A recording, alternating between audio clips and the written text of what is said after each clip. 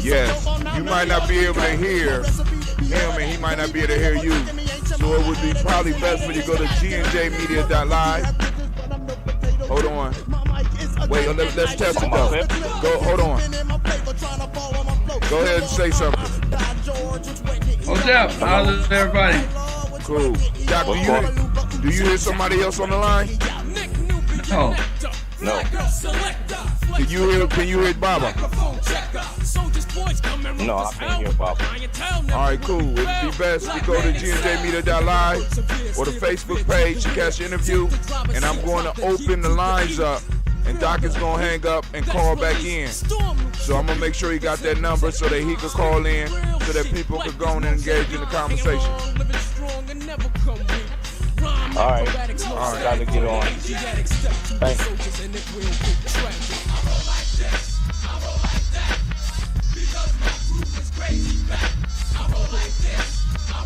You gonna give me the number now?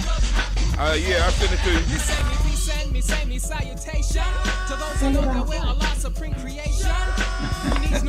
You won't need it for about a. We're gonna talk it up a little bit. Okay.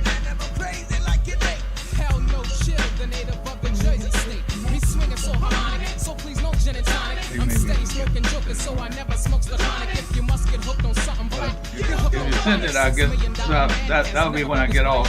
Just to make it hit. And all you have to do is push the button. Oh, it's 8 o'clock. It's about to go down.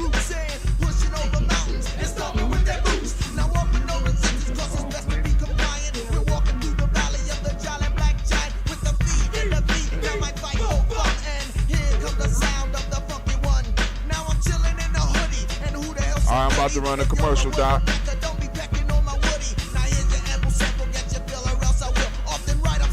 Thank you, sir.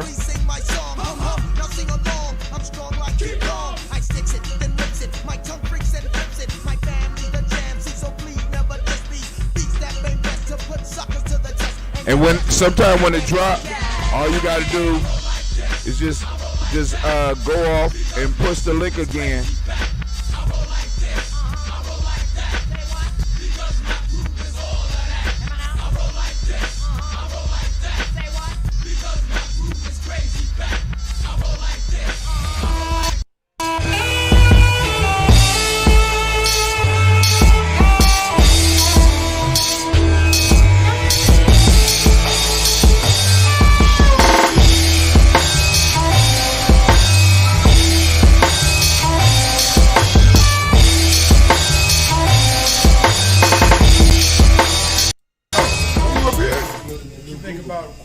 Too. It can be on the record, off the record. It can be on the record.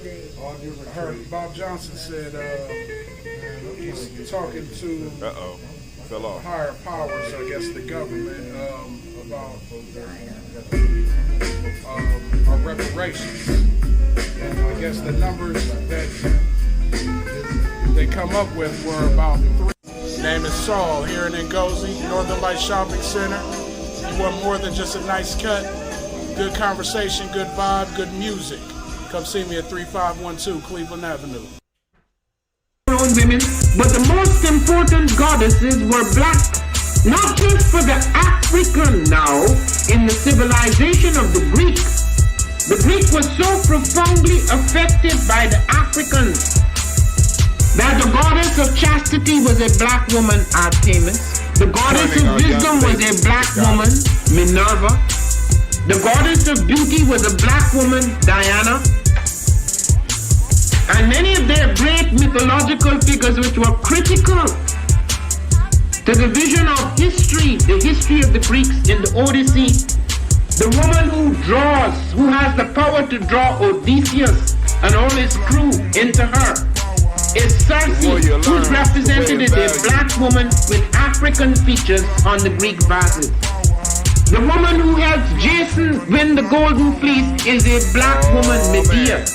Learn more at Lady Warriors. The woman who marries Perseus, the Greek hero. Warriors, ROP.com.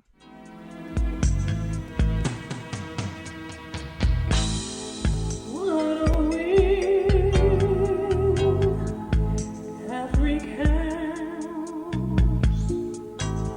are Africans?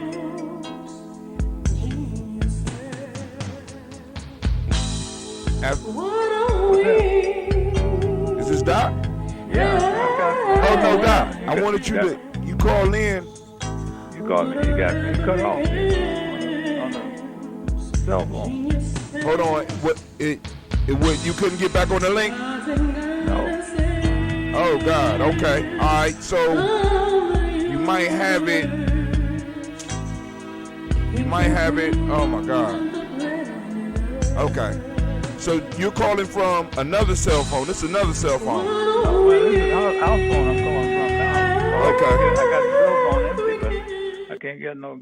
The camera's facing front and everything, but no picture. All right. Cool. Now just blank it out. And how can I put it? You're gonna have to go and take that screen off and just re-click the link that I sent you to start over.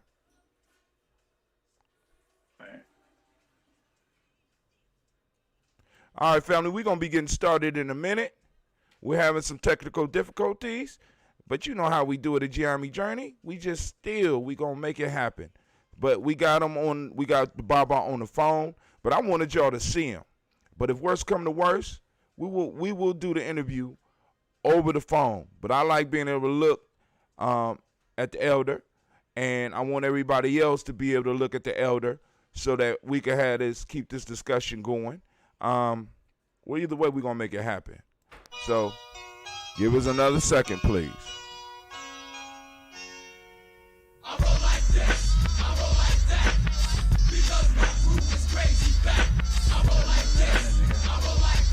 So you have to blank the screen, take it off.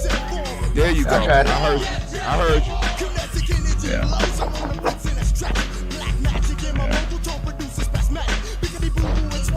There we go. Yeah, cool. Let's work it like that because that look good. You comfortable? Okay. Yeah, I'm fine. Yep. I'm good. You hear me? Yes, sir. I hear you good. All right, good. I'm fine. I'm just trying to find your scene.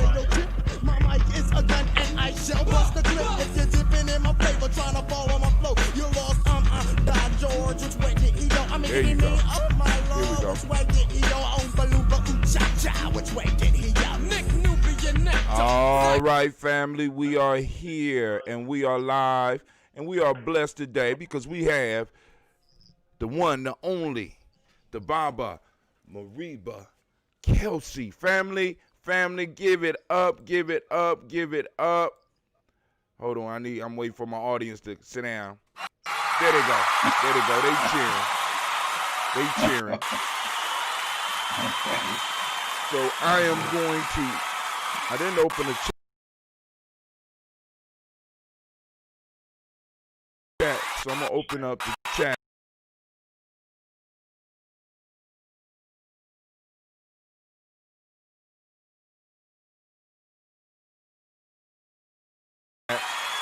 Now, Brother Kwame say greetings, Baba.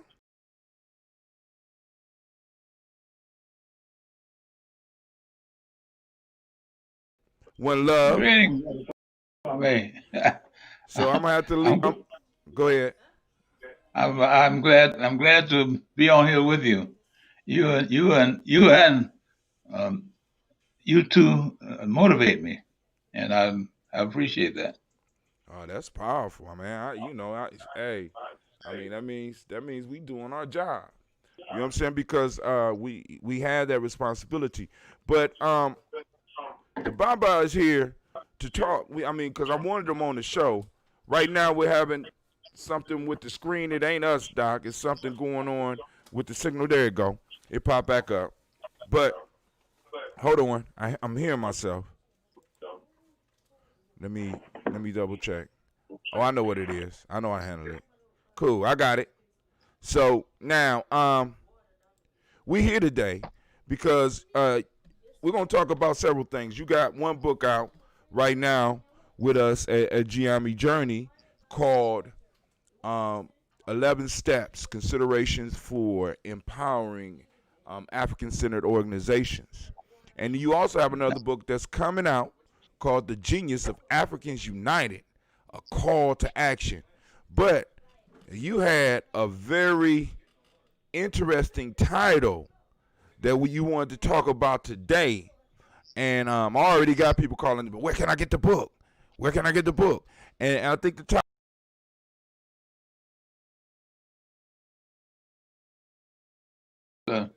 about where they can get it. We've been I guess you say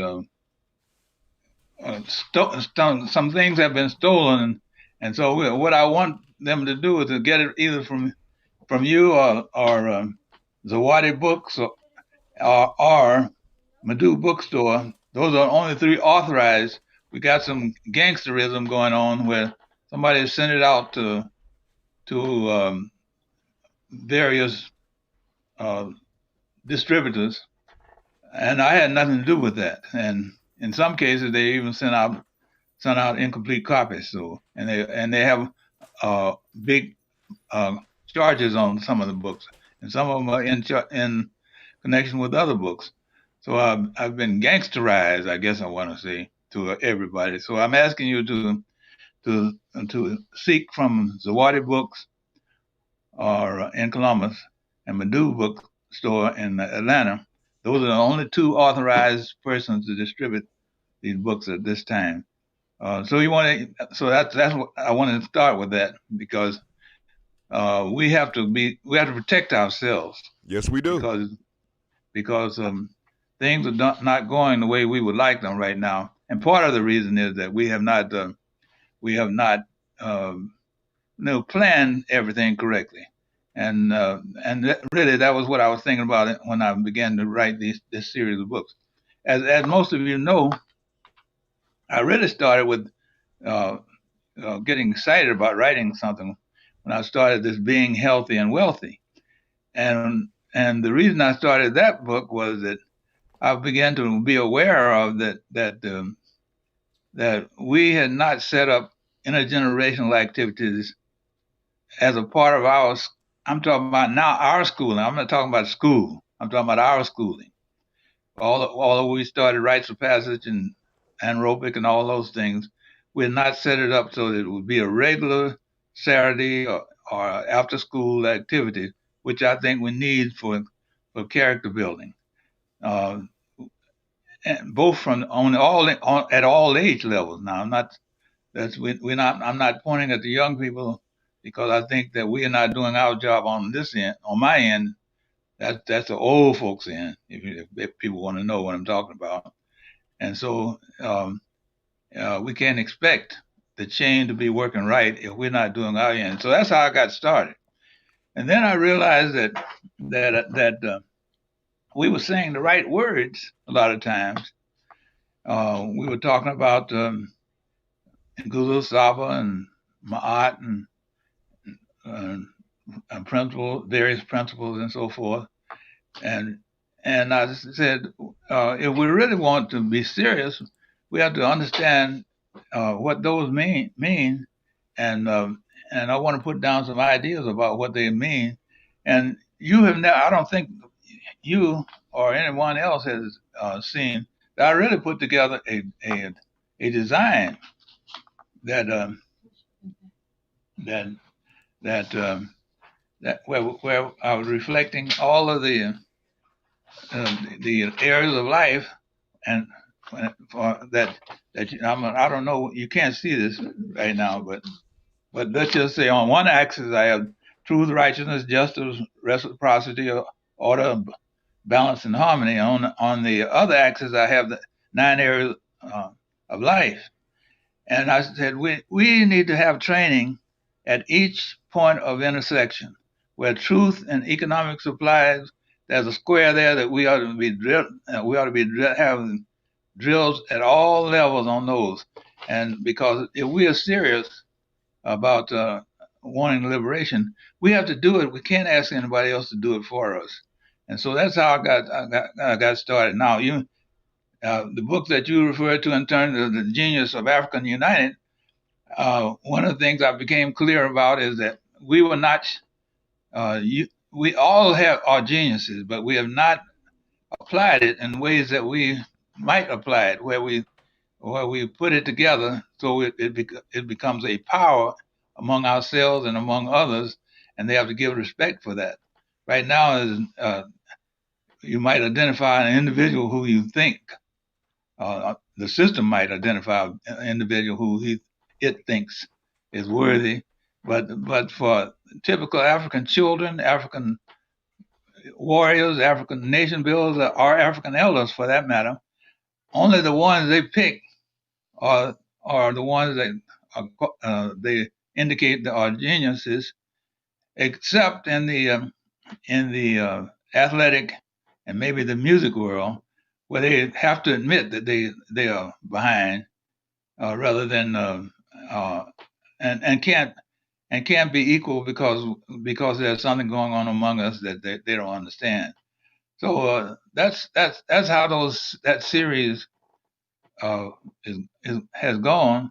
And when for the 11 steps, which I have to say you got excited about it before I wanted to release that. So I'm going to later on it'll be released with a more comprehensive volume of that. I'm working on it now. I hope that I can really have it available to you by August or something like that. But I think that we have work to do. We have work to do in our families and in our communities, even to the point of knowing how to protect ourselves. And Saturday, when you asked me to kind of open up, I tried to say to you all that, look, our intent is to be peaceful, but peace sometimes requires war. And so it's important that we acknowledge that all the areas of life have to be represented whenever we do serious planning. So that's kind of how I got started with this series of books. In the interim, most of you know that I grew up in Atlanta, and I grew up in a section of town called Pittsburgh that people used to say when you cross the railroad track that you had to come in right, or else anything might happen to you. So I wrote about those. I produced 3 books about Pittsburgh that dealt with individuals who were in Pittsburgh. Some of the churches, which was far too many. I think they said that there were 50 some churches in about a 9 square block area, 0.9 mile area, 0.9 square area, mile square area, and I did some with families. So that's been my work for the last 10 years, working out there in that community and producing what I'm going to call a series of book/pamphlets. That kind of I hope that kind of gives you a sense of how these things got started. Yes, sir.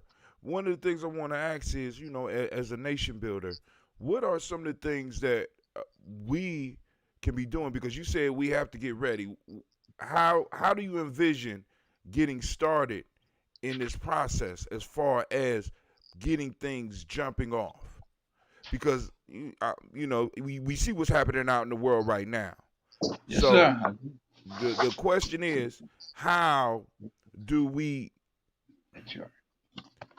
start the preparations for this lifestyle? Because what you're talking about is not just changing and just learning the words. You're talking about building a lifestyle. So where should we start? Yes, I am. I'm talking about building a lifestyle, building a community. I'm asking us to recognize that this individualism has to go out the window. That's really what I'm asking. And when we begin to memorize the various virtues or whatever, that we have to apply them to actively in our lives. So that's why I developed this chart, and I'll send it to you soon, because it's in rough draft form. I never did the transfer to even typing. It's in written form, because in all those things they interact with each other, and we don't take time to say that what does truth mean in terms of economics, and we have to find answers that suit us, not somebody else, and not even. And once we do that, then it's important for us to use it for ourselves without asking permission. Today, I guess I'm a little excited today because I listened to a preacher who supposedly is in a very, I guess, high class denomination, and pleading with white preachers to have sympathy for him because he's had all of these racial difficulties, and because with the recent deaths by policemen, it brought it to his attention, and now he feels like he should do something. Before he was just keeping quiet, and I thought that was an insult to us as a people for him to do that. Explain why it was an insult, because maybe somebody don't understand. Hold on, before you do that, I need you to scoot to your right a little bit because half of you is hanging out the picture. There you go. There you go. I want to say, man, I hope I look that good when I'm 95, man. You looking good, man. But hey, so now, why was that an insult? Well, an insult. Here's a guy with a PhD says that he'd been in ministry of, I think he said 40 years, and that he's a bishop, and here he was pleading with them to telling them why he had not told them about the Acts in the New Testament, that the people in the Acts were there were a lot of black people that were in the Acts, and that he overlooked that, and he was more or less supposedly calling them on the carpet, but they ask him a question, he starts explaining and continues to the point of crying, which was absolutely, I just, man, what in the world? So, I mean, but you know, so I guess part of the training would entail us making sure that we provide a method or a mechanism to kind of help us act authentically, because as black people, we can't, in the world that we exist in, it's hard for us to be authentic. And so how do we, you know what I'm saying, how do we move it from just being able to wear the clothes and do the ceremonies on certain days? How do we move that into everyday life? I think that's what, because that's really what I'm doing. That's what I'm trying to write about from time to time, and I don't know if I'm doing a good job or not. But my whole intent is to say that we have work to do in each of these squares. If you take that, even just a little bit that I put on this paper here, that's nine squares going one way, 7 going another. So that's 63 squares, 9 to 7.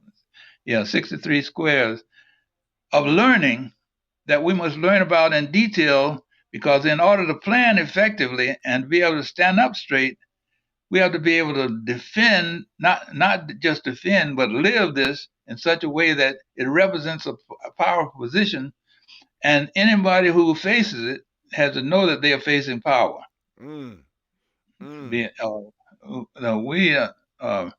It is difficult for us to come to this position. It's like we've been accustomed to asking for a grant, right? Asking, please give me. I'm a citizen, therefore I have earned. Yes, you have, but the enemy doesn't intend to give it to you. So do it for it. I say, let's begin to train ourselves and our various subsequent generations to stand firmly on what it is that's good for them, for us, regardless of what somebody else says about it. Now that's that. I'm not talking about being belligerent, and I'm not talking about being. You use the word authentic. I think that would come closer to what I'm talking about, being authentic, but also being strong with it, and not apologizing for being authentic. I hear so many of us in all state and all levels of life, really, I've been in the scholarly world, and I hear scholars just pontificating And then when the rubber hits the road, they back up and say, "Well, I did this so that I could be a part of them and make sure that it got done, and try to educate them." We don't have the obligation to educate them. You asked me one time when I said, "Beware of the moment of excitement when people join you for the moment of excitement, and don't be surprised when they disappear." But more or less, tell them to get their own backyards cleaned up, and that would be most helpful to you. Not asking them to help you to do things. Now, that is not a popular position. I know, because I hear it every time I say it someplace. People smile or something like that, but I know they're saying, "Well, I wish he'd shut up." But I can't help but say that, because I've seen warmed over milk over and over again, warmed over sour milk over and over from just about every 10 years. Right. And promises that are made and progress that is reported that isn't really there. And so it's time that we acknowledge that and say that we acknowledge that we're just almost in the same, and you're going to see this written, we're almost in the same predicament as we were when we had chains and we're in the cotton fields. It's just manifested in itself in a new pseudo design, but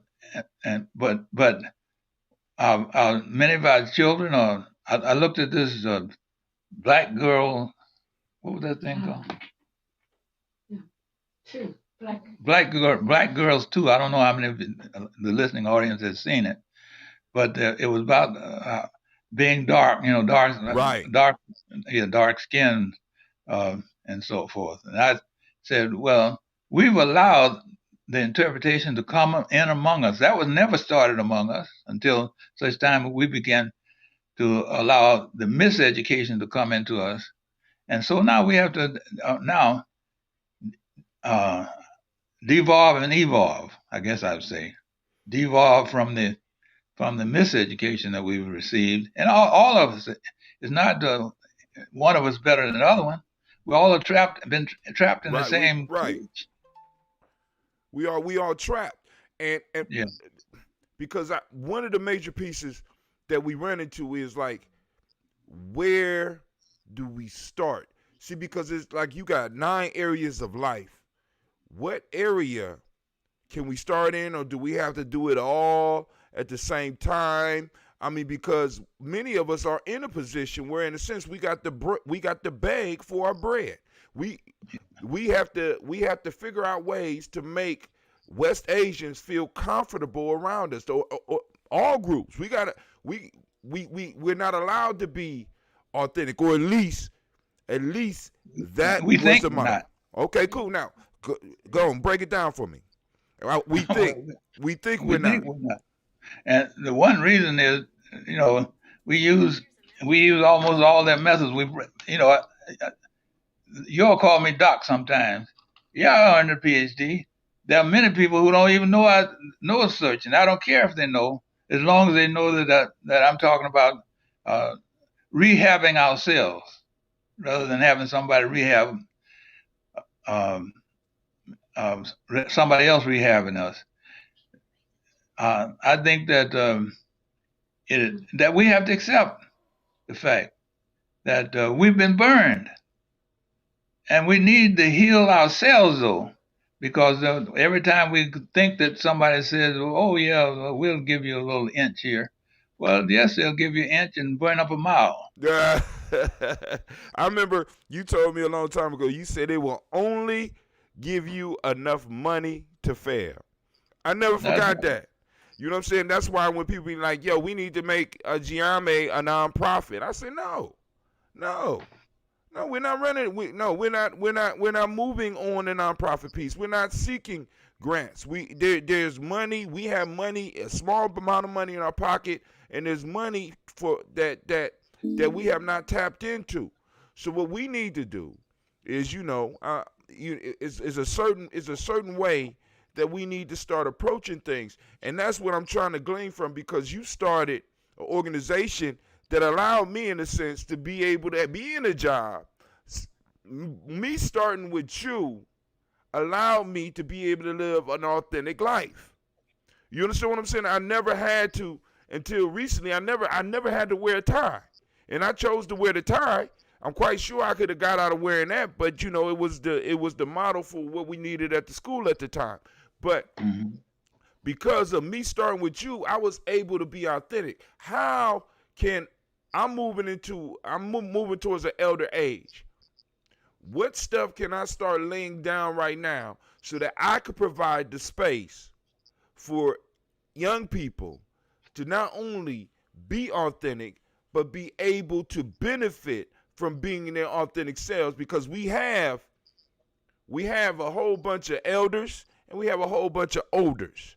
You know what I'm saying? That and nation builders that might just be nation sitters. I don't know. That it's like, what are some of the things that we can do to start getting stuff in line so that when an individual is able to be themselves and be authentic, they could do that without sacrificing meals for their children or developing bad relationships because of that. Because that one piece you brought up first, you said, what is truth in economics?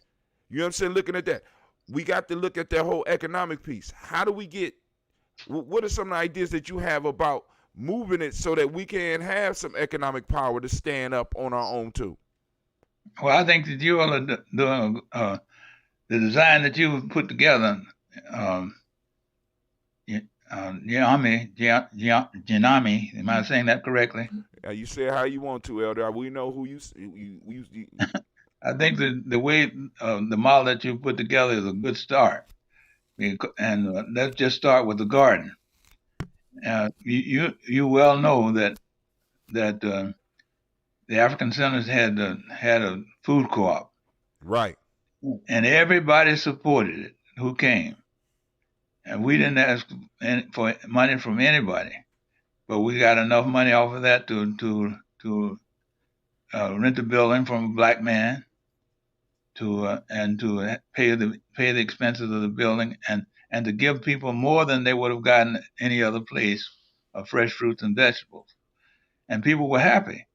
In that building, we had Saturday school, and we had women's day school. I mean, women activity for women, activities for brothers, and physical fitness for brothers and sisters, and we need to take charge now.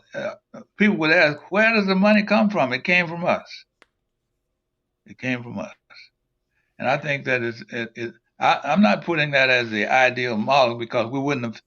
It would still be there if we had done everything right. But we learned from right. I learned. Maybe I should say I learned something from the fact that what happened to cause its demise. So, but I'm saying to us that was at least a beginning, and I think that it's time that we take the mantle of that and begin to design and plan. You asked me, where do we start? Well, we have to look at all these places as we plan. See, I don't know, in these 63 squares that I'm describing on this chart, my wife is coaching me, we'll get back in the middle of things. But in these 63 squares, like, for example, you got truth in religion is one of those squares. Uh-oh. Well, we got truth in education, we got truth in politics. And I'm not talking about talking to somebody else about that. I'm saying we need a critical mass. That critical mass might be 50, I don't know. But we ought to shoot for whatever we think is that critical mass to start the study and the planning and the development of these 63 squares, because there are other types of squares that fit as we look at the whole scheme of things that we must address. You can't address them one and not the other one, because they all are a part of the harmony of the universe of us. And for example, the misreading of what's that thing they have at the church there? The, no, shucks. Anyway, looking back to go forward, Sankofa is what I'm trying to say. The misreading sometimes of Sankofa is the bird is looking back. Well, the bird is not looking back. His neck is turned, but remember the birds can see their sight is approximately 360 degrees. And so when he's looking back, he can see what's in front too. But he's only looking back to use what's good out of the past to enhance what he sees in the future. And so it's that kind of model that we have to begin to claim and use for each of these squares, because I don't know the answer. I'm not claiming to know the answer, but I'm saying to us, to you as nation builder, and to warriors who might be listening, that I'm certainly willing to help, but my energy level is not what it used to be, and so therefore I can't be operational, but I can certainly put these designs together and be helpful in that way, and say to you, work it out, but don't lose the direction that you're working for yourself and the people. You're not working for individualism. That's where if I had to look back on any of those activities that I've have been responsible for, one of the major causes for demise was their individualism creeped in. That's, I mean, now, because that kind of fits, because a lot of that stuff started bleeding in after the Nixon administration. You know what I'm saying, with the whole black capitalism thing that they was pushing.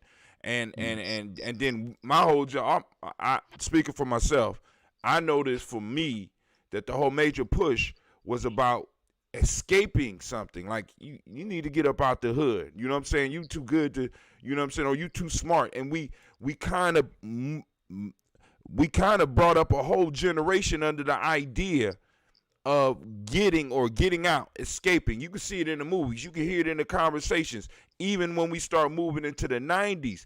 And the question that I always been faced with is, what in the hell I was being taught to run from? And the conclusion, go ahead. Yeah, well, you're absolutely right.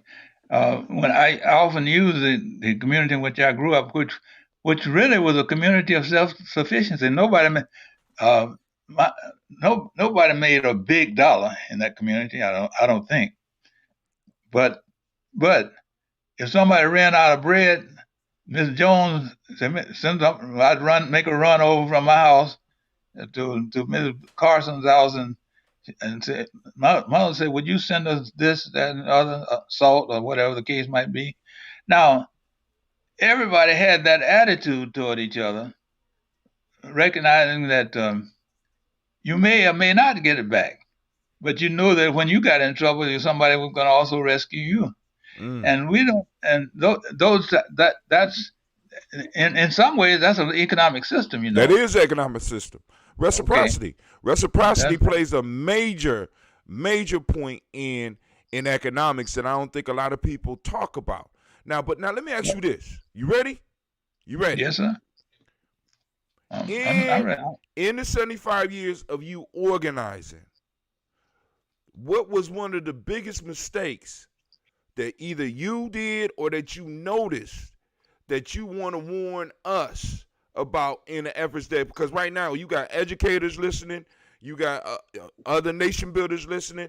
What was one of the major mistakes either you made or that you noticed that kind of broke down some of the stuff that was necessary, that would really come in useful for us today?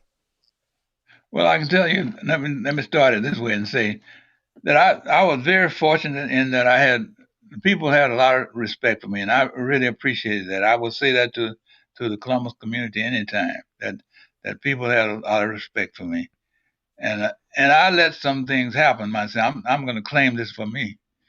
One of the things that I'm going to go to the African Center, because I consider the African Center as being one of the biggest contributions that got started in the in Columbus for African people.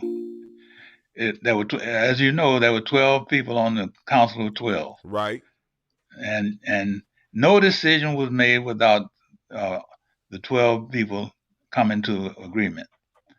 That's one. As things multiplied, we had about sometimes 600 families that we serviced, and as that grew, then some members on the Council of 12 and others in the center said, "Why don't we make some money off these baskets and these programs and so forth?" And I said, "No, that's not the intent. The intent is to be of service and to make enough for the organization to grow, but at the same time, not jeopardize, not make it be the object of our enhancing our pockets." And that kept going for a while, and finally I conceded that, well, let's just make it be half and half for the organization. And so what happened is greed began to, and I'm getting to what I think is the cause. Greed came in where people would begin to talk about, he stole my basket, or he stole my this, and the result was that confusion that had never been there before. I mean, never. It had never been there before. Began to occur, and so our goal, which was to acquire a corner for ourselves, never could be realized after that began to happen. Now that's a very concrete. May sound like a little thing, No. but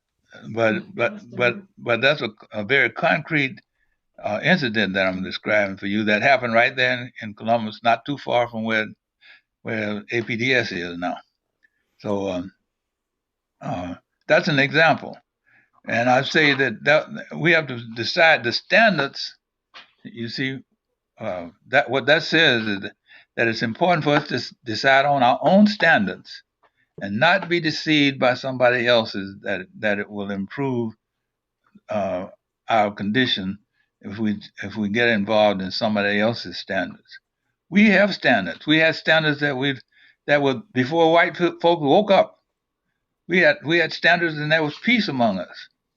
But at this time, we have so much acceptance and so much confusion that we can't even manifest strength.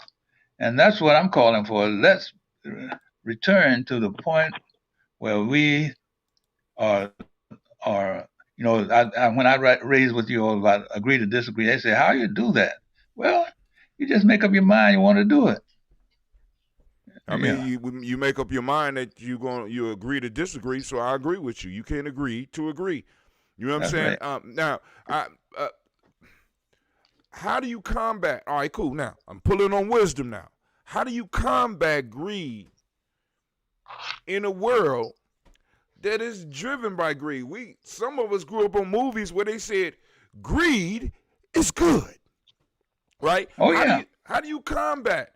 I mean, what are some of the methods that we could pull from our culture to combat some of these things? Because you got those 63 things, which should be a study. Well, I mean, because I hear you, because that's like the foundation of a learning institution right there that everybody need to go through. Get to your work. How do you combat? How? Well, Wait, let me say it like this. How can low on money brother Hatim battle greed, Baba? I mean, because we dealt with this at APDS too, because you used to say, "Hey man, the patient man eats ripe fruit." That's right. You said you told me, you said, "Brother, if you want a nice car, you need to pay yourself a car payment." I'm like, "Where am I gonna get the money for the car payment, Doc? I need a raise." You know what I'm saying? But the point was the wisdom was there, and it took me a while to hear it.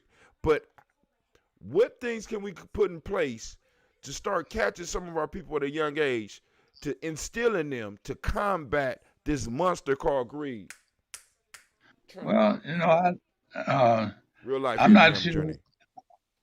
I'm not sure that I have the ABCs of that, but I do know that we need to have internal education and internal spiritual development for ourselves, so that some of the principles that we recite, you hear me? Yes, sir. Recite. Yes, sir. Because that's what's going on. We got a lot of recitation going on.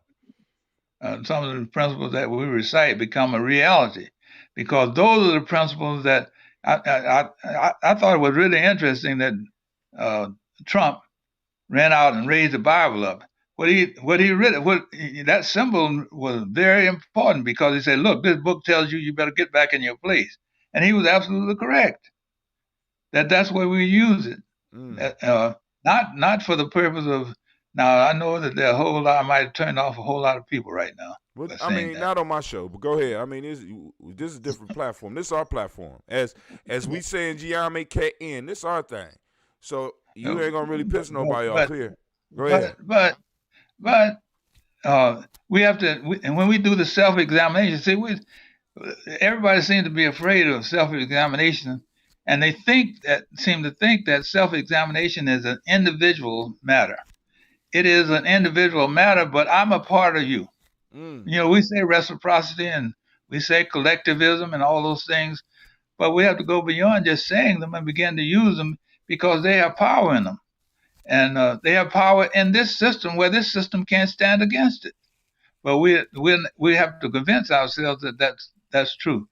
I was thinking about other day. You know, I have a granddaughter that's 4, and soon to have another one, and the near teenagers now. I've done this for all their life. I put just a few dollars aside for them so they don't have to worry about something when they get to school, to college. I mean, but and I think that somehow, so to take the greed and the challenge out with our children, that even if it's only a dime, we need to build a foundational resources, so the fiscal stuff doesn't draw them away. That's what you're asking me.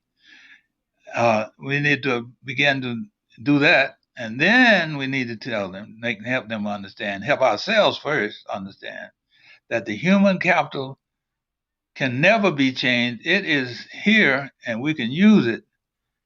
While that money that was put aside may change in value, the human capital was, if anything, it grows in value. Rather, if we can rectify these squares, it will grow in value and grow in power. All right, so Baba just announced, he don't know that he just did, but he announced that he's going to have an e-course on the 63 squares. We're going to start us a little conversation and an e-course on the 63 squares. And we're going to sit down and we're going to discuss the 63 squares so that we can start trying to get some type of understanding from it. Because I'm envisioning with these 63 squares, we can have people actually do dissertation on groups of squares or individual squares, because that's how you build a system behind things. This is how you build, this is how organisms grow. This is how organizations grow. A basic philosophy. Now, far as the principles, let me ask you this, Doc, because this is something I've been struggling with. How does, you ready? Yeah. Okay. How does Mayat deal with West Asians? If I'm practicing Mayat, true justice, righteousness, reciprocity, balance, order, and harmony, how am I supposed to deal like that with West Asians? Or is that something that is in group internal type thing? Now you're talking about how you talking about how you personally didn't deal with them, or whether a group of Africans who have come together deal with them? I'm talking about. Go ahead now. Let's talk about as a group of Africans that come together, deal with them. Because do you want me to describe why I'm asking this question, or you got it? Well, it doesn't. Well, go ahead. Yes. Because I see a lot of people get caught up in the verbiage, and put themselves at jeopardy by leaning on Mayat and dealing with people who have never dealt with the concept. So they're taking an African way of seeing the world and imposing it on others, which I think is very dangerous and puts you in a bad position. It actually put us on slave ships, I believe. But go ahead. Yeah, well, I think you're right. My mother used to have this expression, and it's a common expression, so you all will know it when you hear it. She said, "Charity begins at home, boy."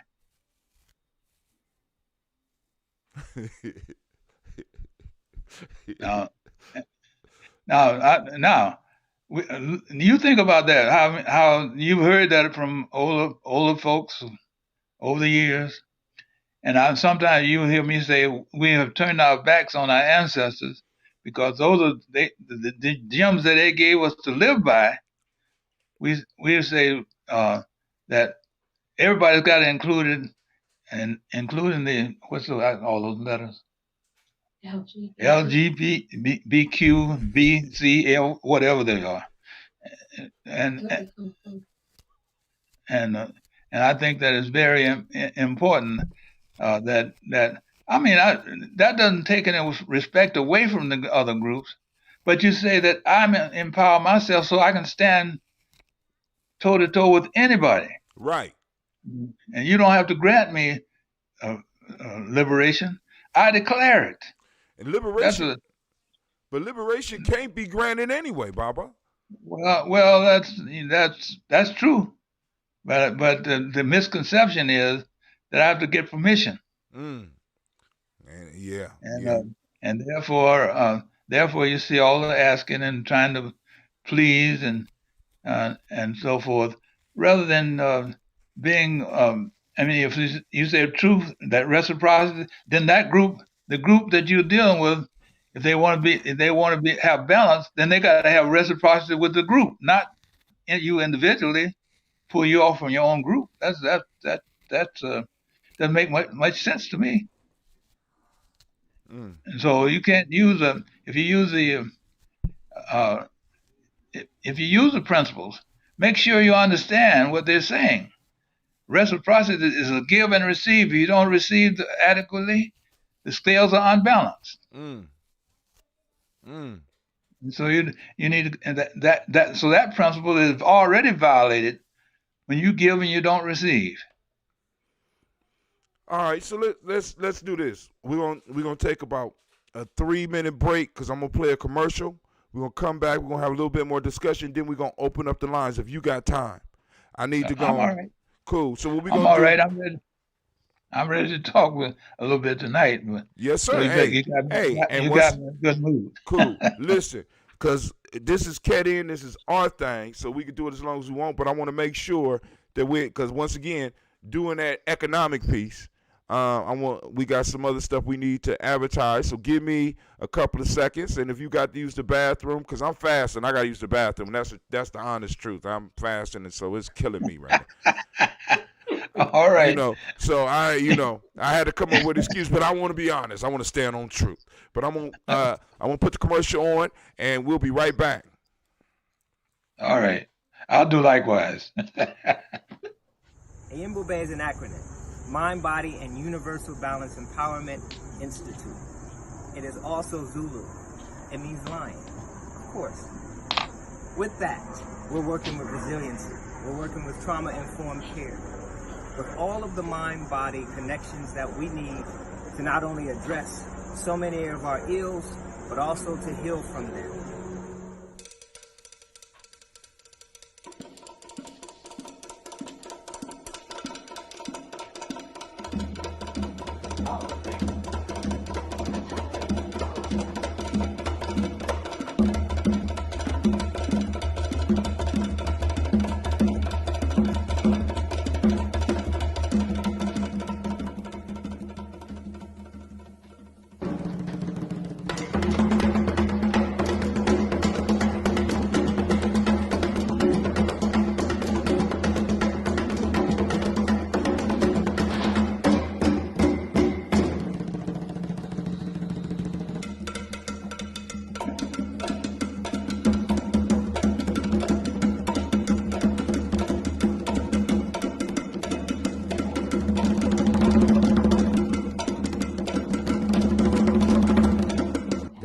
one giant step that does it.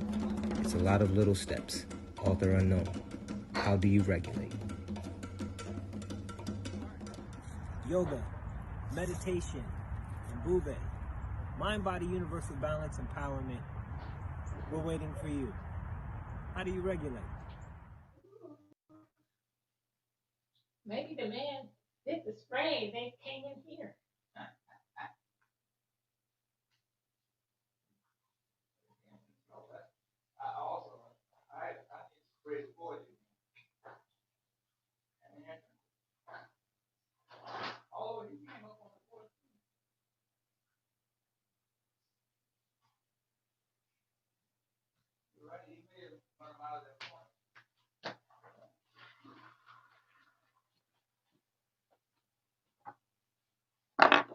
Looks good.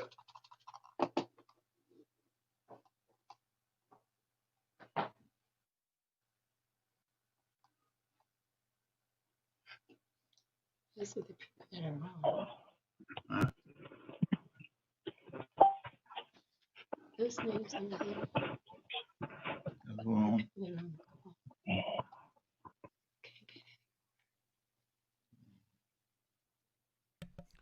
All right, to those on Spreaker and those listening in right now, it's a silent commercial. I'm working on getting all those up out of the rotation, but first I want to replace them because one of them is Sister Roni's.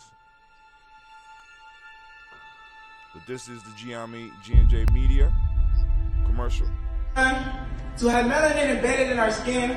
Well, I can't Is it hear good? any of that. This is Phil. Pain. Oh my gosh, when I say too black, you say too strong. Too black? Too strong? Yeah.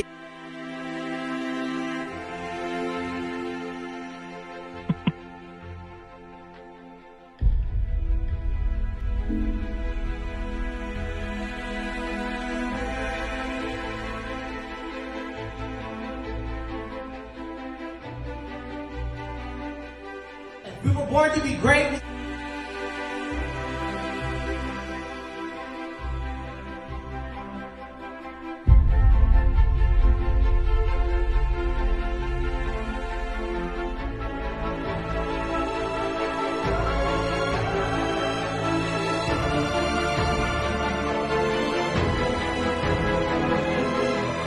Oh my gosh, when I say too black, you say too strong. Too black?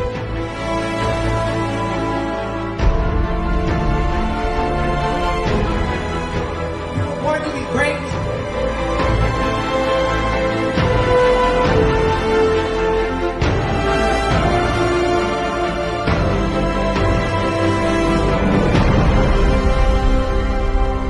All right. We are back up. And tonight I am joined by Elder Mariba Kelsey. Family. Give him a round of applause. He's coming out. He's ready. And I hope that y'all ready. Because we're going to talk for a couple more seconds. Depending. A couple of y'all already know how it is. Go here. Then I'm going to open up the lines. The lines are going to be open. You're going to be able to call in at 614-556-4535. Once again, that number is 614-556-4535. And we're going to have this conversation. All right? So, and if somebody could, Elder Phil was just on the line. I don't think he could get us on the app because I don't think he got the app or even got those things on his phone. So if somebody could call Elder Phil, let him know he could call back in because matter of fact, I'm going to open up the lines because I know there's some elders out there that might want to get at him. So let's just go and open up the lines. Doc, this is what we're going to do. You got your house phone by you? If you got your house phone by you, call in. Yeah. Call into the number Bring me on the phone. because what I'm going to do is we're going to keep this one on, and I'm going to work my magic, and I am going to silence the mic on here. Once you pick up. Oh, Okay, okay. Go ahead. Give me the number again. The number is 614. Okay. 556 4535. All right. So what we're gonna do is we're going to. I got it. No, I got that, but I got it. So what we're gonna do, very simply, is let me see. I'm still hearing echo. All right. Oh, that's wait. I got to turn this off, I guess. All right, cool. You gonna turn it off? Cool. So he gonna turn that off, and I'm gonna go to the receipt screen. Family showing mad love. The Baba is up on the line, and we're gonna open it up so that. Hello, check one. There we go. Nope. Okay. I'm still getting an echo. I got to figure out why I got an echo. Check. Well, it might be because you're on a house phone. Yeah. Go ahead, say something. Okay. Can you hear me all right? Yeah, I'm hearing you 2 or 3 times. But hold on. No, that ain't you. It's me.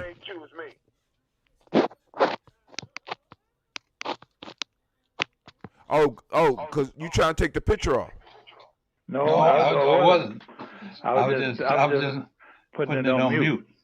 Okay, that ain't work. Don't worry about it. Don't worry about it. Let's see how I can work this. Hold on. Check 1 2. Check 1 2. I'm still echoing. So check. The echo gone. Well, it was. All right, so family, y'all call in at 614-556-4535. So actually, Doc, what you can do is you can hang up the cell phone because we're gonna move over to the line that you on right now. Okay. All right. Hold it. A minute. All right, family, say goodbye to the Baba. There we go. Check 1, check 2. It didn't cut off. Turn it off. No, you said to keep the cell phone on, right? No, you can turn the cell phone off and you can talk on the home phone. Oh, okay. Because I throw up pictures of the village. All right. Okay. Cool. All right. So family, right now we got the Baba, and I'm gonna deal with the little bit of echo. I think it's because it's the house phone. This thing don't work well with house phones for some reason. So we are right now sitting with Baba Kelsey. Let me go and post up how y'all call in. Let me put up the so we'll continue our conversation. Let me go and post this up real quick. Is that cleared up? Oh man. You said turn it off? Yes. You can turn it off. Okay. BL. All right. Cool. You sound good, Doc. That's the house phone? Yeah, sound. Oh man, that sound real good. All right, so family, right now we're sitting with Dr. Kelsey. Some of y'all was calling in. If there's any callers, the number is, let me make sure that it popped up. All right, cool. We got it popped up there. Let me go and put it over here on Spreaker. The number is 614-556-4535. If anybody got Elder Phil's number, let him know he can call back in now because we're off, because I wanted people to see the Baba. So if y'all see him, y'all go and do that salute. You know what I'm saying? But now, so we're talking about, so you want liberations. So let's bring it up to today. Baba, give us your analysis of what's going on out here in these streets right now. Well, I think the young people are having a righteous rebellion that we need. That's a natural response for them. But that's what they know best, and that's what should occur. and we should support them in that. At the same time, we should. I think that it's important for us to also begin to corral some of those energies and together help them have better understanding about the principles that the Taiwi and other groups like Taiwi say that they stand on. So it's that's my thought about.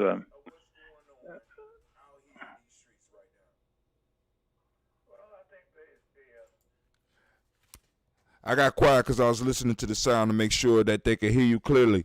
So I will reach out to Baba Phil. Brother Kwame is going to reach out to Brother Phil, let him know that he can call in. Anybody else out there that want to come call in, by all means, pick up the phone, 614-556-4535.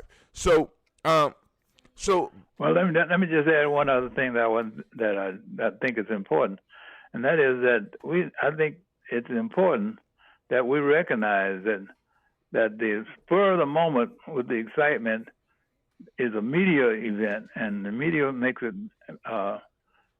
almost sound like it's a victory. But the victory is yet to be seen. What are now other than setting up methods of being able to reach out to the young people and start presenting them with principles? What other steps do you think that we should be taking as a people during this time?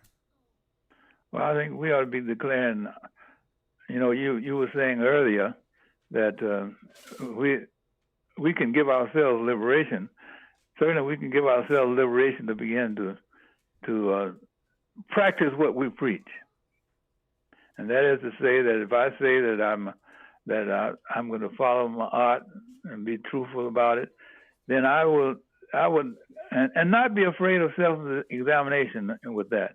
Now, I emphasize self-examination because and the self that I'm talking about now is my own evaluation with those who I see as my family's evaluation. And that's hard because we've been used to kind of cracking on each other and not giving good feedback about growth feedback. In terms of it's not that kind of evaluation I'm talking about is not a criticism evaluation. It's an evaluation that says the avenue that you're taking is the wrong avenue, and I can help you get back on the right one. Or if you think I'm on the wrong one, let me know so we can get together. And but the ultimate goal of that is to get together. It is not to take my apples and go home. Not to take my apples and go home. Now, let me go on and ask let me ask this then. So with not taking your apples and going home, can you kind of explain the concept of the African self a little bit more? Let's explore that just a little bit deeper, because you said, you're saying like the self is not this lone monad that's floating through the universe. You're saying that it's a composition of many different things. That's right. I mean, I don't know that I know how to use all of this, but what I know is that when I ask for the wisdom of the rain, the sun, and the moon, that I'm really asking for wisdom that would help me know my place in all that constellation. When I should be peaceful, when I should not. But even in my unpeaceful times, it says that I will not be disturbing the whole of the universe, except to accomplish some positive aspect in that universe. That's the only way I'll disturb toward making sure that the flowers bloom, so to speak. rather than just disturbing because I think somebody bumped into me. Something in the universe bumped into me. And to recognize that those elements. See, when we say the sun, the moon, and the universal principles, they're inside of me just like they're outside of me. That's the way we originally saw them, and some of that got to be that to pray for something to happen that while I sit by the sidelines and let it happen. My work is to do what I need to do for myself, and I think that it's really important that we change that concept, because that was the African way to praise, give honor to the sun and the moon to help us do the things that we need to do. Put all the villages without being stratified in terms of economics, education, and all those things, but they're stratified only as a village. I mean, I can't emphasize that enough, and I may be repeating myself, but I can't emphasize that enough because there's so generational separations, there are denominational separations, there are economic separations. I got more money than you, and they all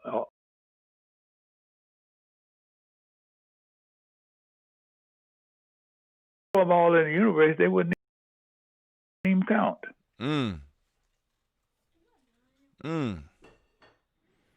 You mean like the cars and the rims and some of this paper? I mean, I understand there are symbols of we transfer, in some times I think I understand that we transfer those things into our being self-esteem for us, rather than us having self-esteem for ourselves, regardless of whether we have that. So I mean, because it's so many things that attack us. I mean, because you brought up self-esteem, the economics. I mean, it's so many things, and we have been taught to be almost totally external, and to be totally leaning on me. How? Now you get that straight, brother. You say who? I said you getting that straight now. Yeah, we trying to. Yeah. I mean, it's a constant effort because, like I said, for years, I was drilled and challenged on the fact that it was all about. It was about me. It's sort of like we got a extended adolescence lesson. You know what I'm saying? Where everything rotates around me, and that's the way it's supposed to be. You know what I'm saying? But in order for us to move forward, we have to change that and change the conversations that we have, because what I liked about what you're saying is like, boom, is the one is important. One of my older brothers, and also he's a elder, a Native American chief. His name is Chief Albino, and I constantly repeat this on air. One day we was riding to the Sundance, and he said, "Brother, you are no higher than a blade of grass and no lower than its roots." To the Creator, we all are no higher than a blade of grass or lower than its roots. And it's like, you know, I mean, that was that hit on so many of the lessons that I have been getting through the community at large. You know what I'm saying? But then a lot of times when you try to practice that, and maybe you can help me with this, a lot of times when I try to practice that, I get burnt. How do we deal with the burning? You know what I'm saying? You put everything first, you put everything in front of you, and it seems like sometimes the very people that you're trying to help turn around and bite you. How do you combat that? How do you deal with that? Well, recognize that we all have been, we all have become victims of the same understandings about life, and the strike back may hurt, but it may be the only way that reciprocity can occur at that given moment. And now I'm not saying allow yourself to be a victim, but somehow you have to learn how to accept that that's where that person is at that given time, and we can't do much about it other than continue to send positive vibes to that person. And that makes a lot of difference. I mean, there are things I know that I had an opportunity to work in prison life, just volunteering going into prisons. And I never asked any of those guys what they had done. And I think they appreciated that because I never asked them about what they had done. And some of them came out and they came around and they were very supportive and worked outside of prison. And I think that we need to recognize that sometimes they're doing the best they can, and sometimes you're right that they have taken on the attitudes and behaviors of our enemies, and will do the same thing. But we also have to recognize that we too do that, and that's why I keep calling for self-examination and saying to you that I have to do that for myself almost every day, and I know that that I'm better off for having done that, and sometimes it requires me to go back and undo some things that I've done. So I don't know how to answer. Maybe you did. Let me ask this: can you give the family an example of a practice of self-examination? Yes, yes, I can. And sometimes it hurts. No, you know that I'm very close to my wife, and sometimes when she corrects me, I have the idea that she's really attacking, when she probably isn't. After I've thought about it, but that's her way of emphasizing that I've gone astray. Now I've learned. Now that's a hard one because I've had to learn that, and I would say I pass that on because I say that each and every day we allow ourselves to stay within these squares that I'm talking about and learn how we vary from some things that we say that we are, then we're going to be better off all the way around. It's not a you and an I kind of proposition. We are working sometimes without knowing it. We're working together, even when we're shooting at each other. Mm. But what I'm calling for is we know that that's going to happen. So why not get in? Nothing magic about these squares except I just want to visualize them. But why don't we get inside of those squares and begin to do self-examination prior to anything happening, so we be equipped when it occurs? Mm. Mm. So now, give me in like the optimal way that you would want groups to get together and look at the 63 squares, because we already know a lot of people gonna be like, man, I ain't got time to be studying these squares. You know what I'm saying? If we can have an optimal environment, how will we disperse the study of the squares? Well, I think you got to start with whoever's willing to start. You can't, and I think if we do a good job, you're going to draw people. So, man, so you just like with a group, and you know, I'd say open up with your family if you can.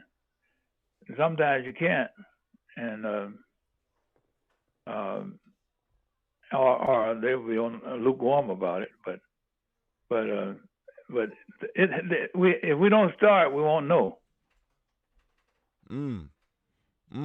So in a sense, now, like for example, now you know you have to give yourself credit. Now I went out there and I saw that little garden that I don't call it a little garden. That garden that you have out by the school. That was nice. That was beautiful. You had to start with what you had. Yes, sir. Yes, sir. Now, what if you applied that to everything that you do? Ouch. You got a point. You got a point because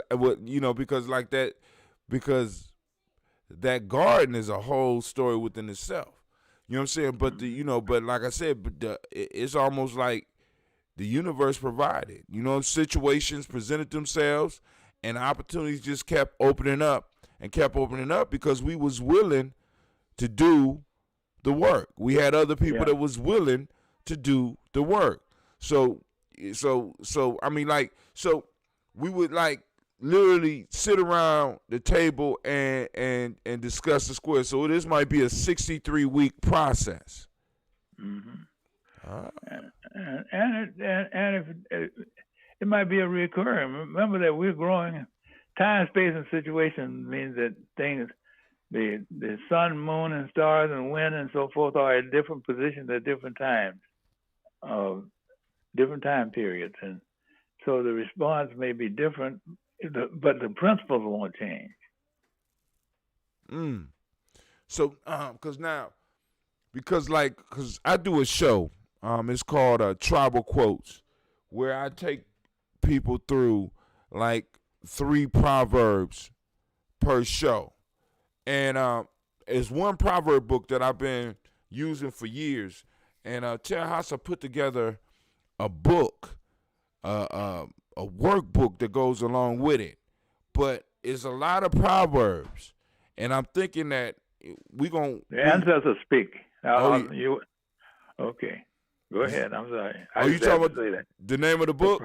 I was just talking about the proverbs. Oh man, we call it in Gye-Nyame. We call it crystallized wisdom. You know what I'm saying? Our ancestors already solved all the problems that we need to face. All we gotta do is do some wisdom mining. And find that crystallized wisdom because it's there. All we got to do is do the digging. So, don't think the Sankofa bird is looking back for nothing. Hey. You know what I'm saying? Because he's not looking back, he's got that eye on the future just as well as the back, and he's searching for what he can use best. Man, so, but I'm sitting up here it's people scared out there, Doc. They might be scared. You might have intimidated everybody, man. Nobody. It's like the phone ain't rang. We at 614-556-4535. 4535. 614-556-4535. If you have some questions or something that you want to talk to the elder about, hit us up on the line and let us know. I'm getting calls. I don't understand why I'm getting calls at this time. That goes back upstairs, baby. But well, it's not the adventure that you're on is not a popular adventure. People like. I know. And so you'll get some response in due time. Oh yeah. And the more that you can manifest it, since you are taking the leadership for that, the more it's going to be manifest. But now remember that you are at the nation builder age. Yes, and sir. You should begin to be conscious of building institutions around those things that you stand for. Say that. Can you say that again for all the nation builders out there? Say that again. Well, I mean, every age group has its purpose. When you ask me about the young people who are in the street, I'd venture to say that 80 to 90% of the people who were demonstrating were under 35, I expect. 35 and under. Now, which was essentially the warrior age. Right. And they have responsibility to raise issues and to bring to charge in the way that they're doing. They're doing for what they believe in. Nation builders have the responsibility for taking that information that we espouse, like the principles and build institutions around them so they will be protected, and not wait for somebody else to do it for them. And that's difficult because we've been so accustomed to being the slave master making us be dependent on them until we have not declared ourselves to want to be independent right yet. But I believe I'm confident that we are going to do that, and I think that if somebody asks me, well, what's the greatest thing about what's happening right now? That might be one of the greatest things that might be happening right now, is that we are beginning to assume more responsibility. The only thing that I would just caution us about is beware of provocateurs who join you out of the glamour of the moment. Out of the glamour of the moment. You kind of spoke on them at the very beginning. Now, but I got to say this. Sharika Brantley said, "Hello, Doc," from Florida. What? Is she still? You still in Florida, Sharika? But she said, "What's up?" What else? Because you hit on something there. The provocateurs and the outside people coming in to cause problems. Now, from your experience, can you give some of the young, because it might be some young people watching right now, because I'm getting signs of some watch parties might be going on. What are some of the things that from your long history that would identify a provocateur? What are some of the things that they will bring to this moment that's going on with these young people? Well, in Columbus, Ohio, back in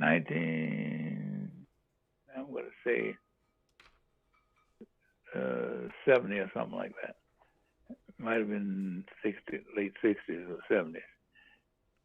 There was an organization called Know Each Other, KEO. You can look that up. I don't know whether it's in Google or not, but maybe. In which we were running around with white folks, and they were, I mean, all Jews and others, and we said we know each other, and if any problems come, everybody will be together to help solve the problems, and having dinners and sessions and so forth. Well, things did get tight, as you know, like a little later. Right. Where were they?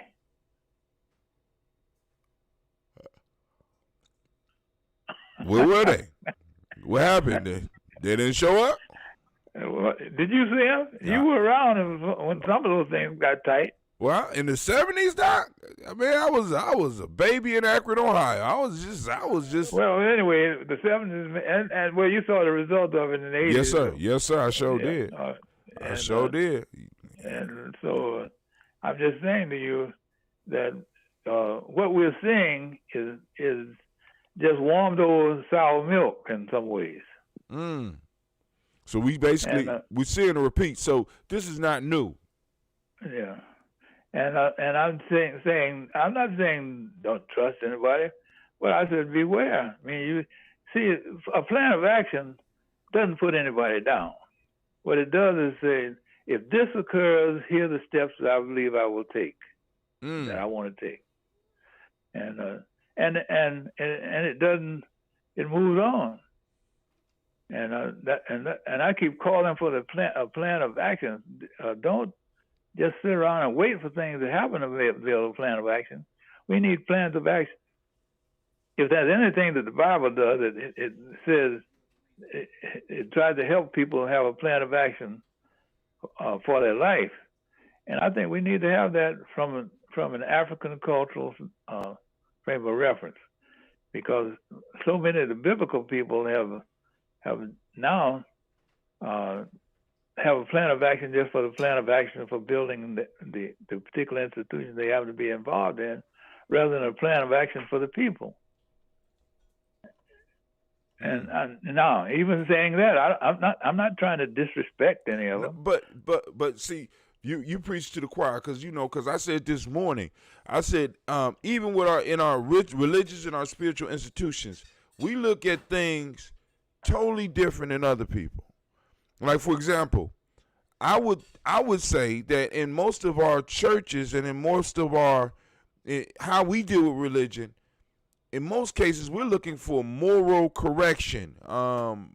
We're looking for higher morality, a true relation with this, and a true love.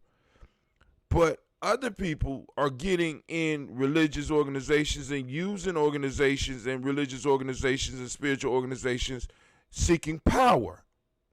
You understand what I'm saying? When they pray to God, they're praying to God about power. They're not praying to God about forgiving. They're praying for power. We're praying to soften our hearts so that we can forget what happened in the past. Never mind that they lynched my uncle. Never mind that, you know what I'm saying? I want everybody to feel comfortable. And I think in many ways we fall into the morality trap of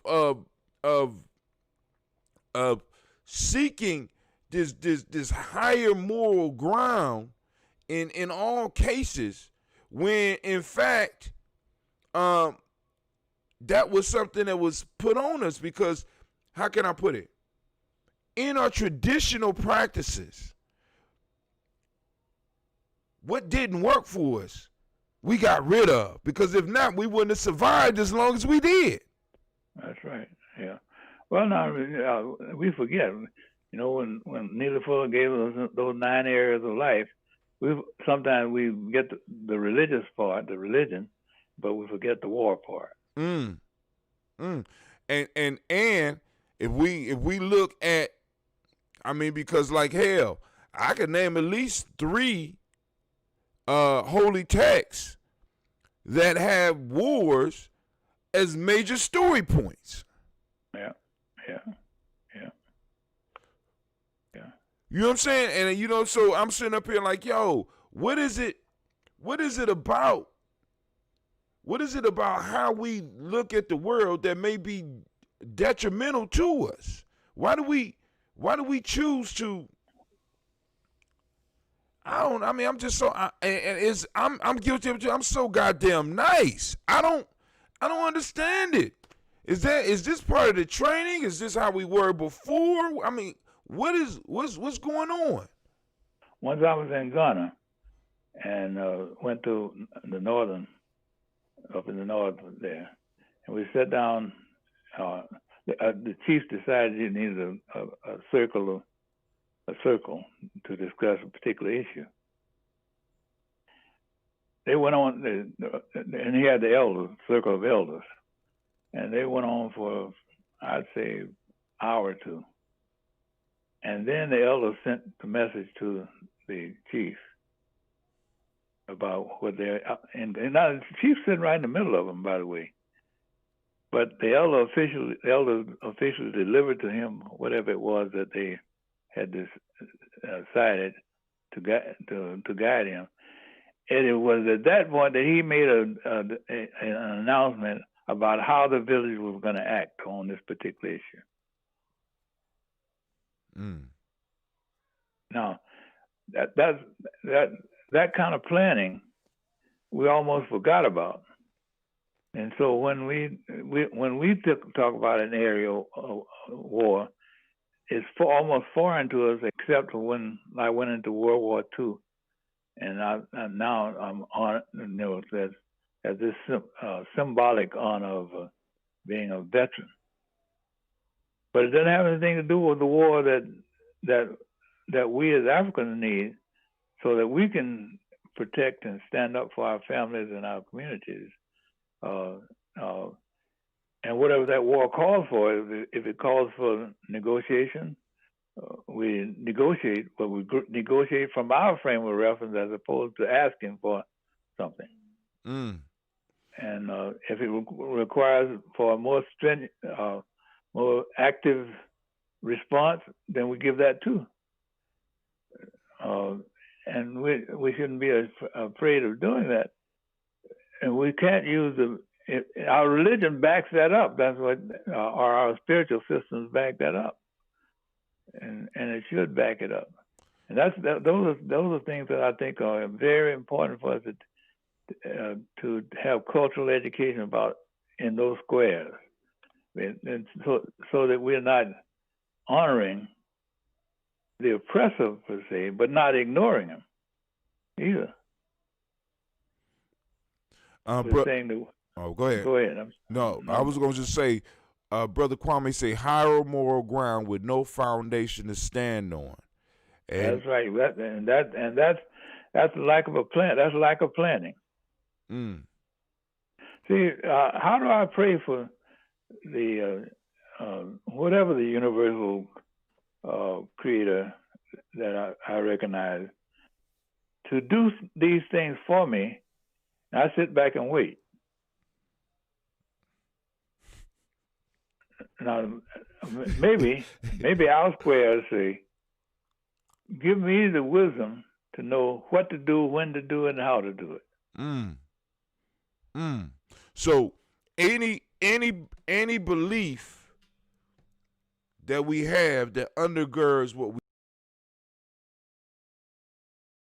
perfect warrior, a perfect nation builder, the ideal, let's don't say perfect. Let's say the ideal. What would be their mind frame? Their mind frame would be that I want peace, I want happiness, I want my family to have happiness, and I'm willing to stand on that. That means I will be peaceful when there's no danger, but I'll be on guard when there is danger.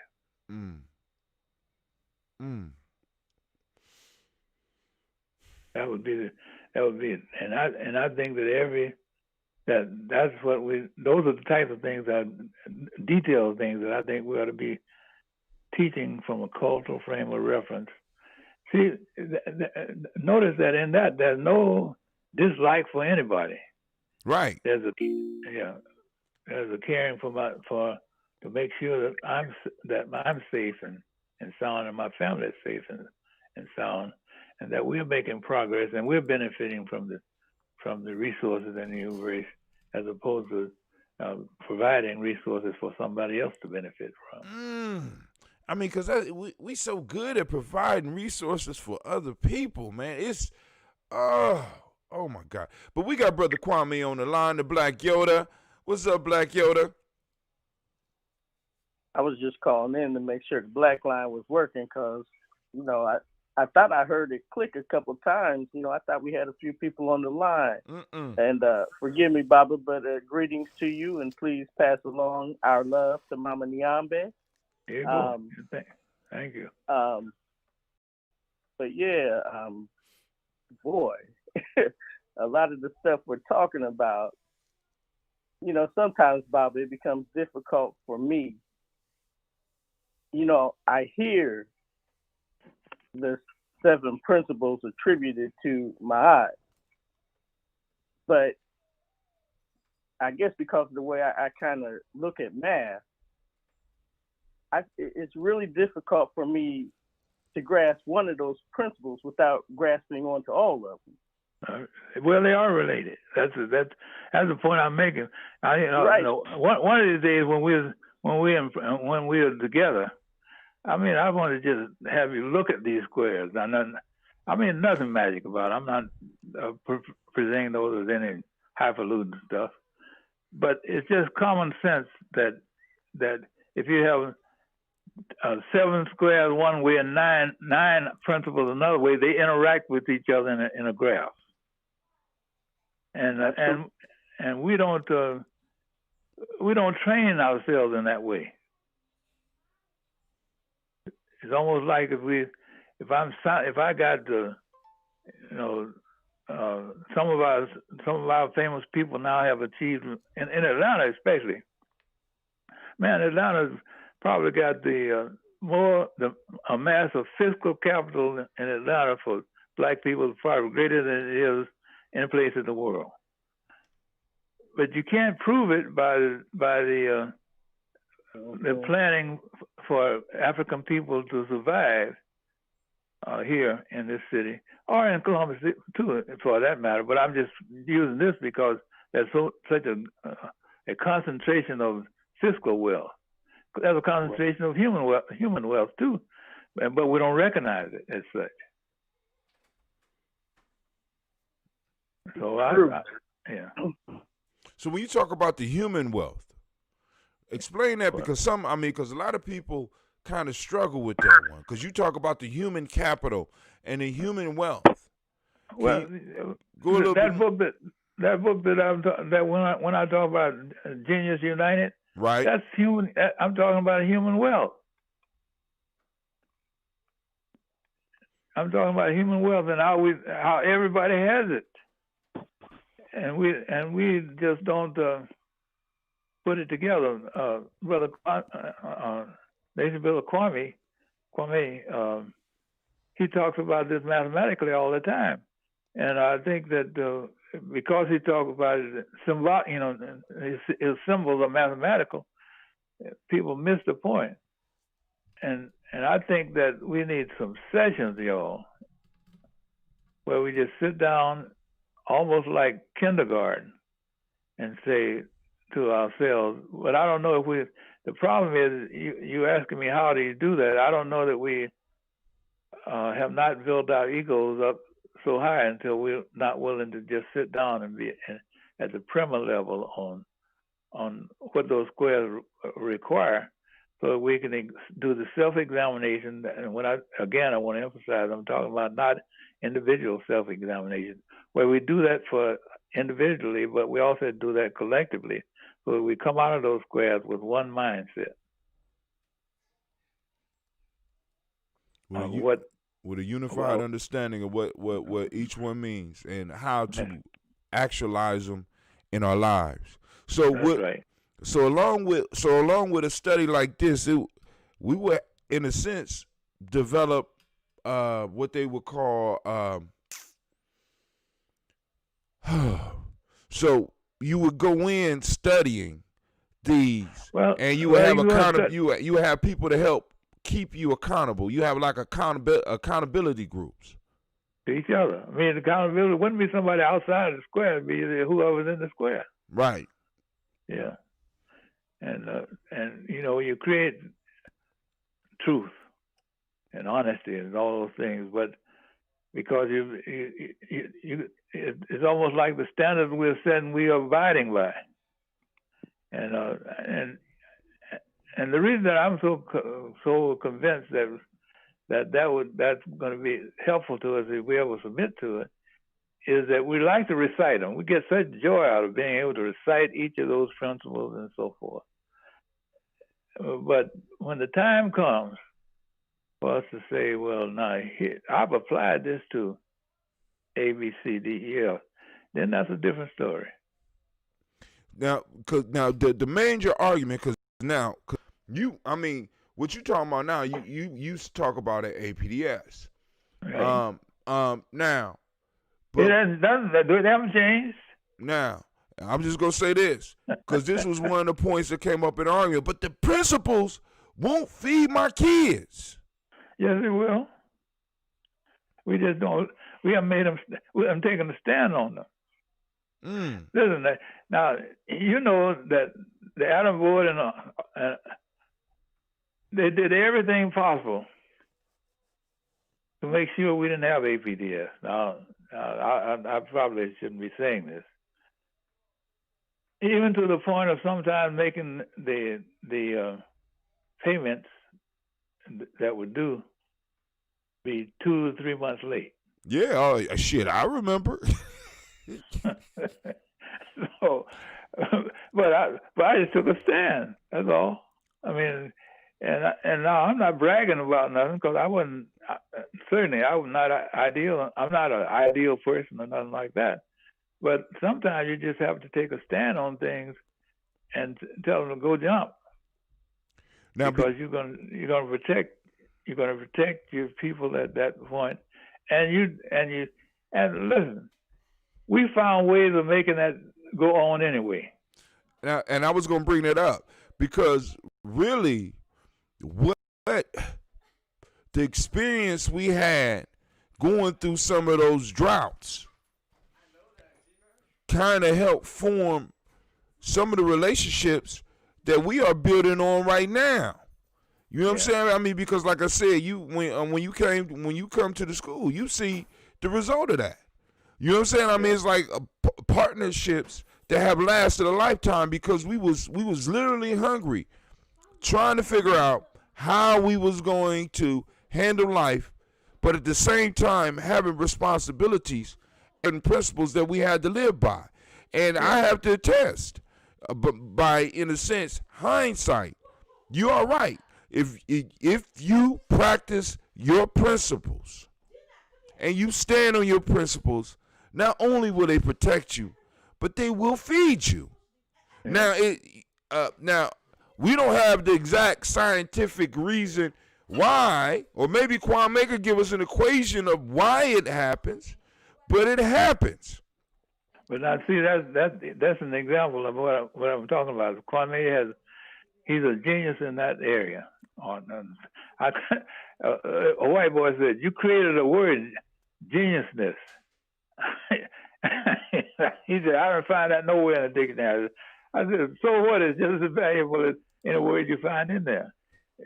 Geniuses exist in Kwame, and we ought to use that. That ought to be a element that we use to put in where you or I have a vacancy to make. Then we can stand together because my strength will be manifest, and so will his. Right. That which makes us strong. Those are the types of things that I think are so important. They sound simple. They're not simple because we've been trained so much otherwise. Right. And that's the simple part, is overcoming the miseducation that we've had, and almost to the point of not believing that we can survive if we don't act in the miseducated way. Man, I mean, permission to speak. I didn't hear you. Permission to speak? Yeah, well. So, Hatim was talking about a quote-unquote mathematical equation to describe certain situations.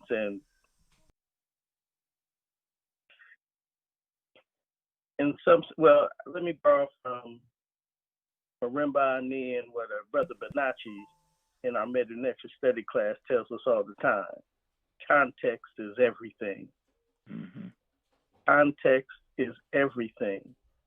And so, having said that, if I were given a particular circumstance, situation, condition, and I'm asked to explain that mathematically, first I start by saying this is my eye, and this is how my eye works. So, those people who think mod is a one-to-one correlation kind of thing, I say, okay, I go to chemistry and I say, what is H2O? And they say, okay, they recognize that as water. Then I say, what is H2O2? And they recognize that as hydrogen peroxide. I said, are not both of those in order? Are not both of those in balance? Mm-hmm.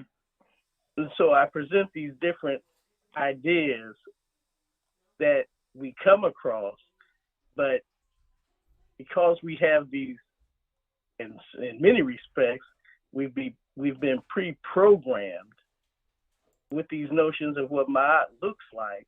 And so when we see it, we don't recognize it. Mm. And then because we're not doing our part, let's say, to reciprocate, however we choose to do so, like you were speaking of earlier, Baba, where, how can I phrase this diplomatically? There are times when it behooves us to call for the diplomat in our group. That's right. To speak with those with whom we may have a difference. And it is the responsibility of that diplomat to come back to the group and tell them from our perspective, Ma'at and Gusa Saba, what the diplomat has heard from the people that they're corresponding with. And so, in other times, as you said, we may have to take stronger measures. But this is, I'll never forget, I'm going off a little bit on a tangent, but we were talking about Ma'at one time, Bob, and you may have remembered that one of the symbols I think of in respect to Ma'at is the pendulum on the one hand, but back in the day they referred to it as a plumb bob. Mm-hmm. And the plumb bob is forever trying to find that balance. And how can it do so when the earth rotates 24,000 miles an hour, when the earth is revolving around the sun, when the sun is revolving around the Milky Way, when the Milky Way is revolving around its supercluster? You got all these different things going on. And so we learned that balance is not just a steady state. We're always trying to find balance. And without preaching, I'll ease up there. But thank you for the time. Yeah, well, I think you're right. We're always trying to find it, but there's a procedure for even looking for it, which brings satisfaction. Stop. What is the procedure? And that's what, see, when sometimes in the things that like Kwame is talking about, sometimes I remember our ancestors used to stare into space and pass it on to one generation to another before they would come up with answers to questions. And man, Doc, don't do it to me, man. Don't do it to me. Well, you about to pass it on to me, man? Yes, sir. We got to. I mean, and you build yes, together. Yes, sir. But it's not, and because that's the nature of things. I mean, the Earth is not always, as Kwame is pointing, it's not always in the same position. It's a different position. Right. And so you use those principles according to the position you're in, in order to make things better. But you never give up yourself to try to be the moon when you are the sun. Which is what we've been doing. Now, also, and one of the things we do on Gye-Nyame is that every morning on a daily toast, like in the toast, when I toast a moment, I ask people to open up their reticular formations and go out and seek the principle of the day. We done went as far here in Columbus to where we done recolonized the days. We done took the days back. So like today for us is not the day. It's not Wooten's Day. Today is Ujima for us. You know what I'm saying? And along with Ujima, the modic principle of the day is, if I'm correct, righteousness. You know what I'm saying? So it's like we're trying to incorporate these principles and give people tools so that they can remind themselves. So rather, like I said, I owe a certain amount of push-ups now because I done said those days today. So I'm going to go knock those out before I get 2 weeks from my fast. But the point I'm trying to make is that in order to find the principles, You got to know how to look for them. And the only way to know how to look for them is to practice trying to find them.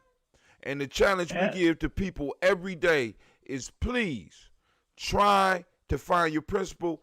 Find the principle. When you find it, take a picture of it, post it up on Gye-Nyame Journey, post it up on your timeline so our people, let me see that before you, let me see that. So our people can see,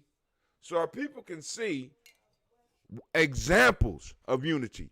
Because my idea of unity might be different than your idea of unity. But if you was to post a picture of unity and then it say hashtag unity and you put a little thing up under there and you explain why it's unity, you might give me some insight to help me come closer to being able to find that principle that is so necessary in my life. And it would be a point of contact that would strengthen both. Say again, Elder. I say it would be point where the understanding would come together to increase the power of both of the two parties or the collective parties that were involved. Sometimes we forget that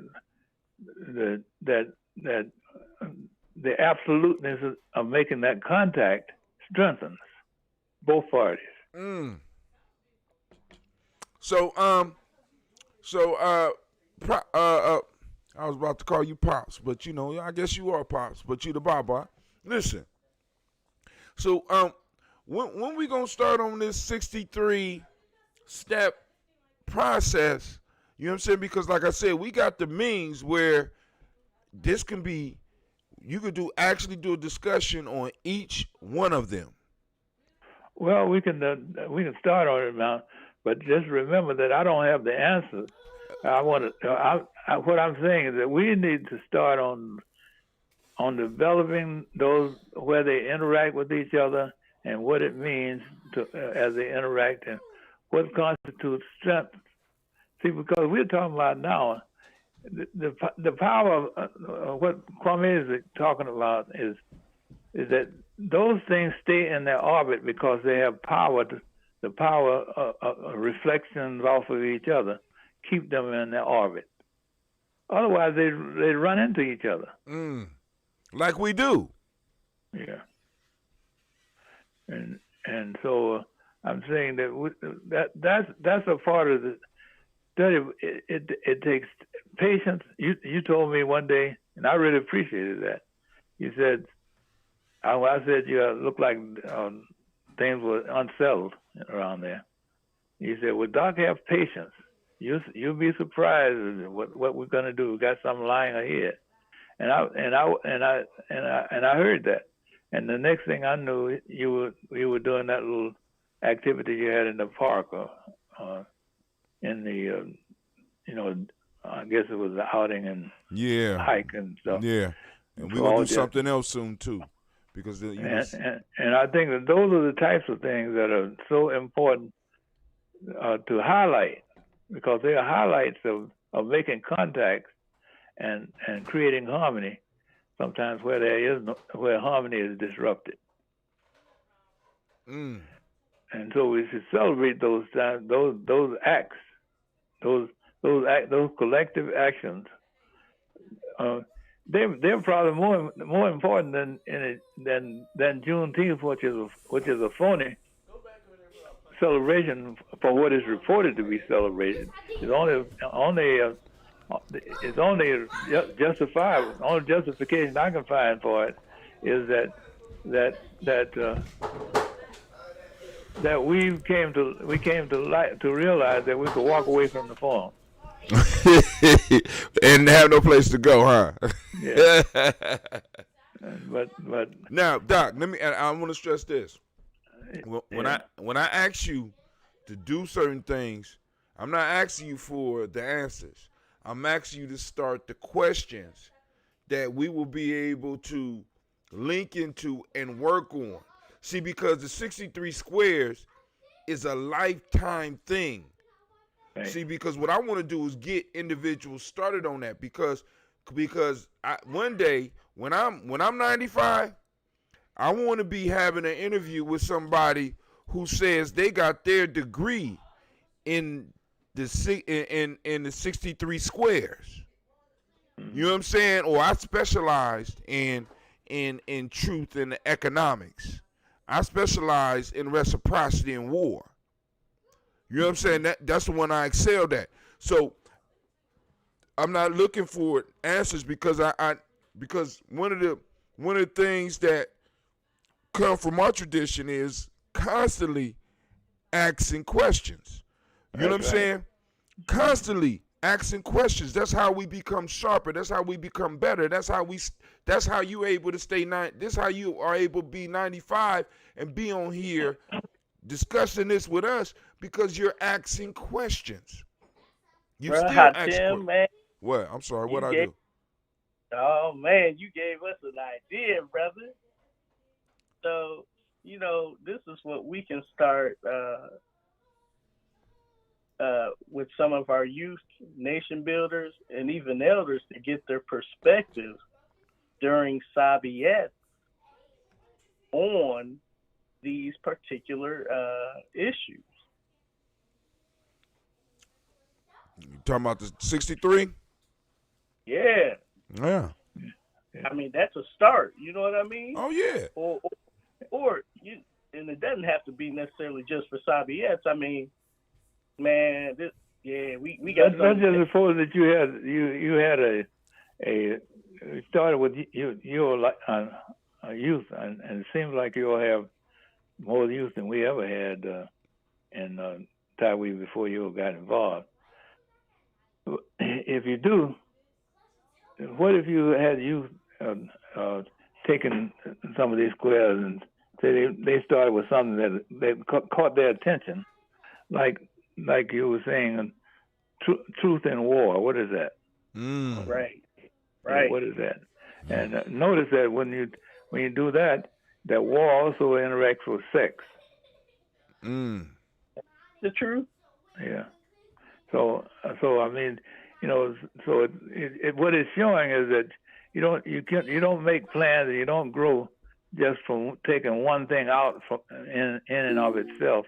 That it is the interaction of the balance and the harmony of those things that bring peace to your family, to yourself, and to the group that you are a part of. It seems to me like those are the types of things that might be useful. And Hatem, as you talk about, really, I'm not sure that. I think if we're going to do something like that with the so-called PhDs, then we need to define what we're looking for. And see, and that's where I'm at, because this is the I'm a Coochie baby. I'm a Coochie Chagalia baby. Always redefine. That's what I do. You know what I'm saying? So and I don't mind stealing a person's idea, because like even with the 63 squares, right? What if people were turning in dissertations? I mean, we had some form of dissertation or some form of recognition of individuals mastering certain squares, or mastering a whole group of squares. You know what I'm saying? Because the whole piece is, if we want it to be real, we got to treat it like it's real. Like, that's right. People. Brother, go ahead. I'm sorry. Now, this is my understanding. Genius is the ability to master what you master and to be able to apply it to any and everything. Very true. Okay. And with that, when one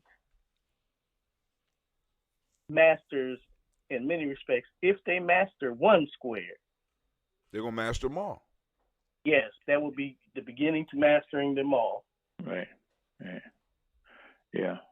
I said, yeah, and that's something I'd say you two, along with whomever you select. I want to say this right now.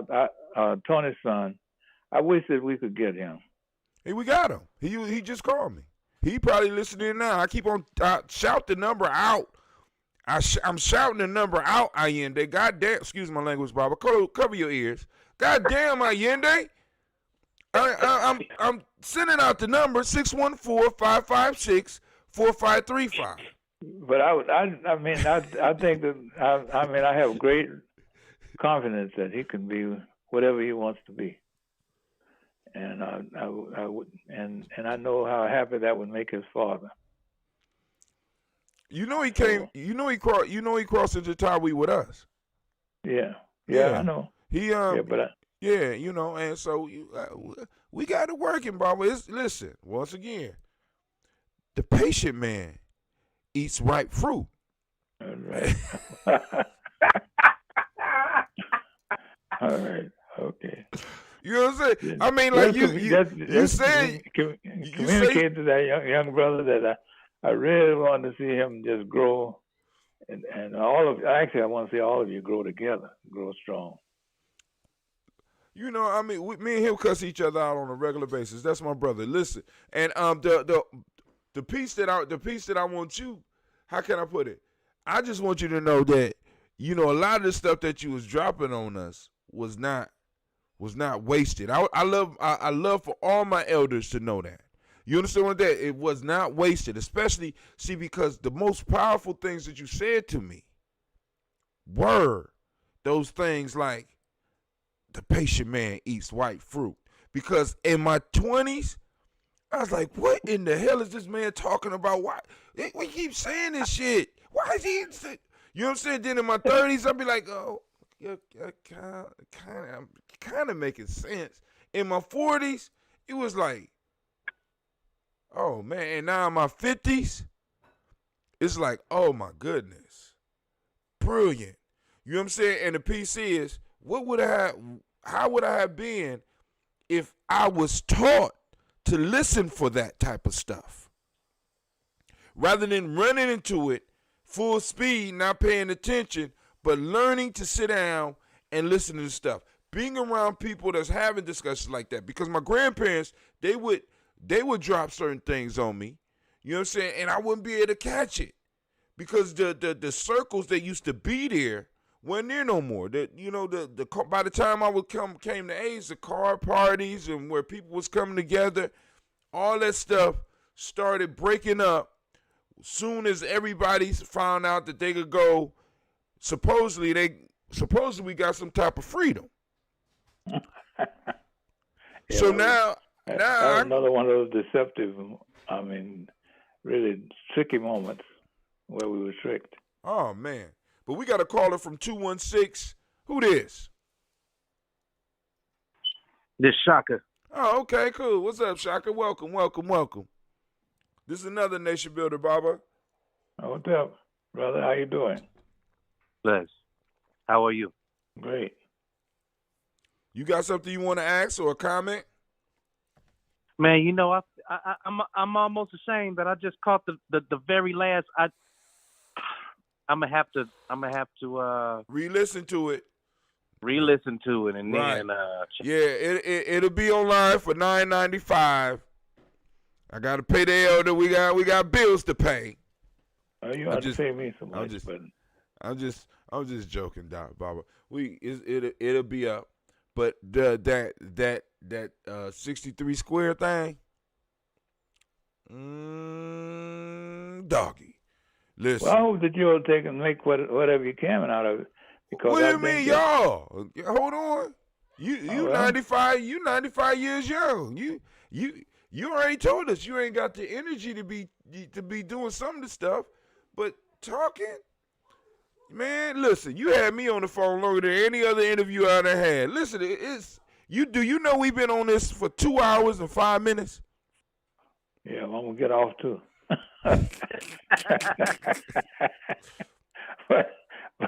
but no, I'm delighted to be able to talk with you, and I just hope that you.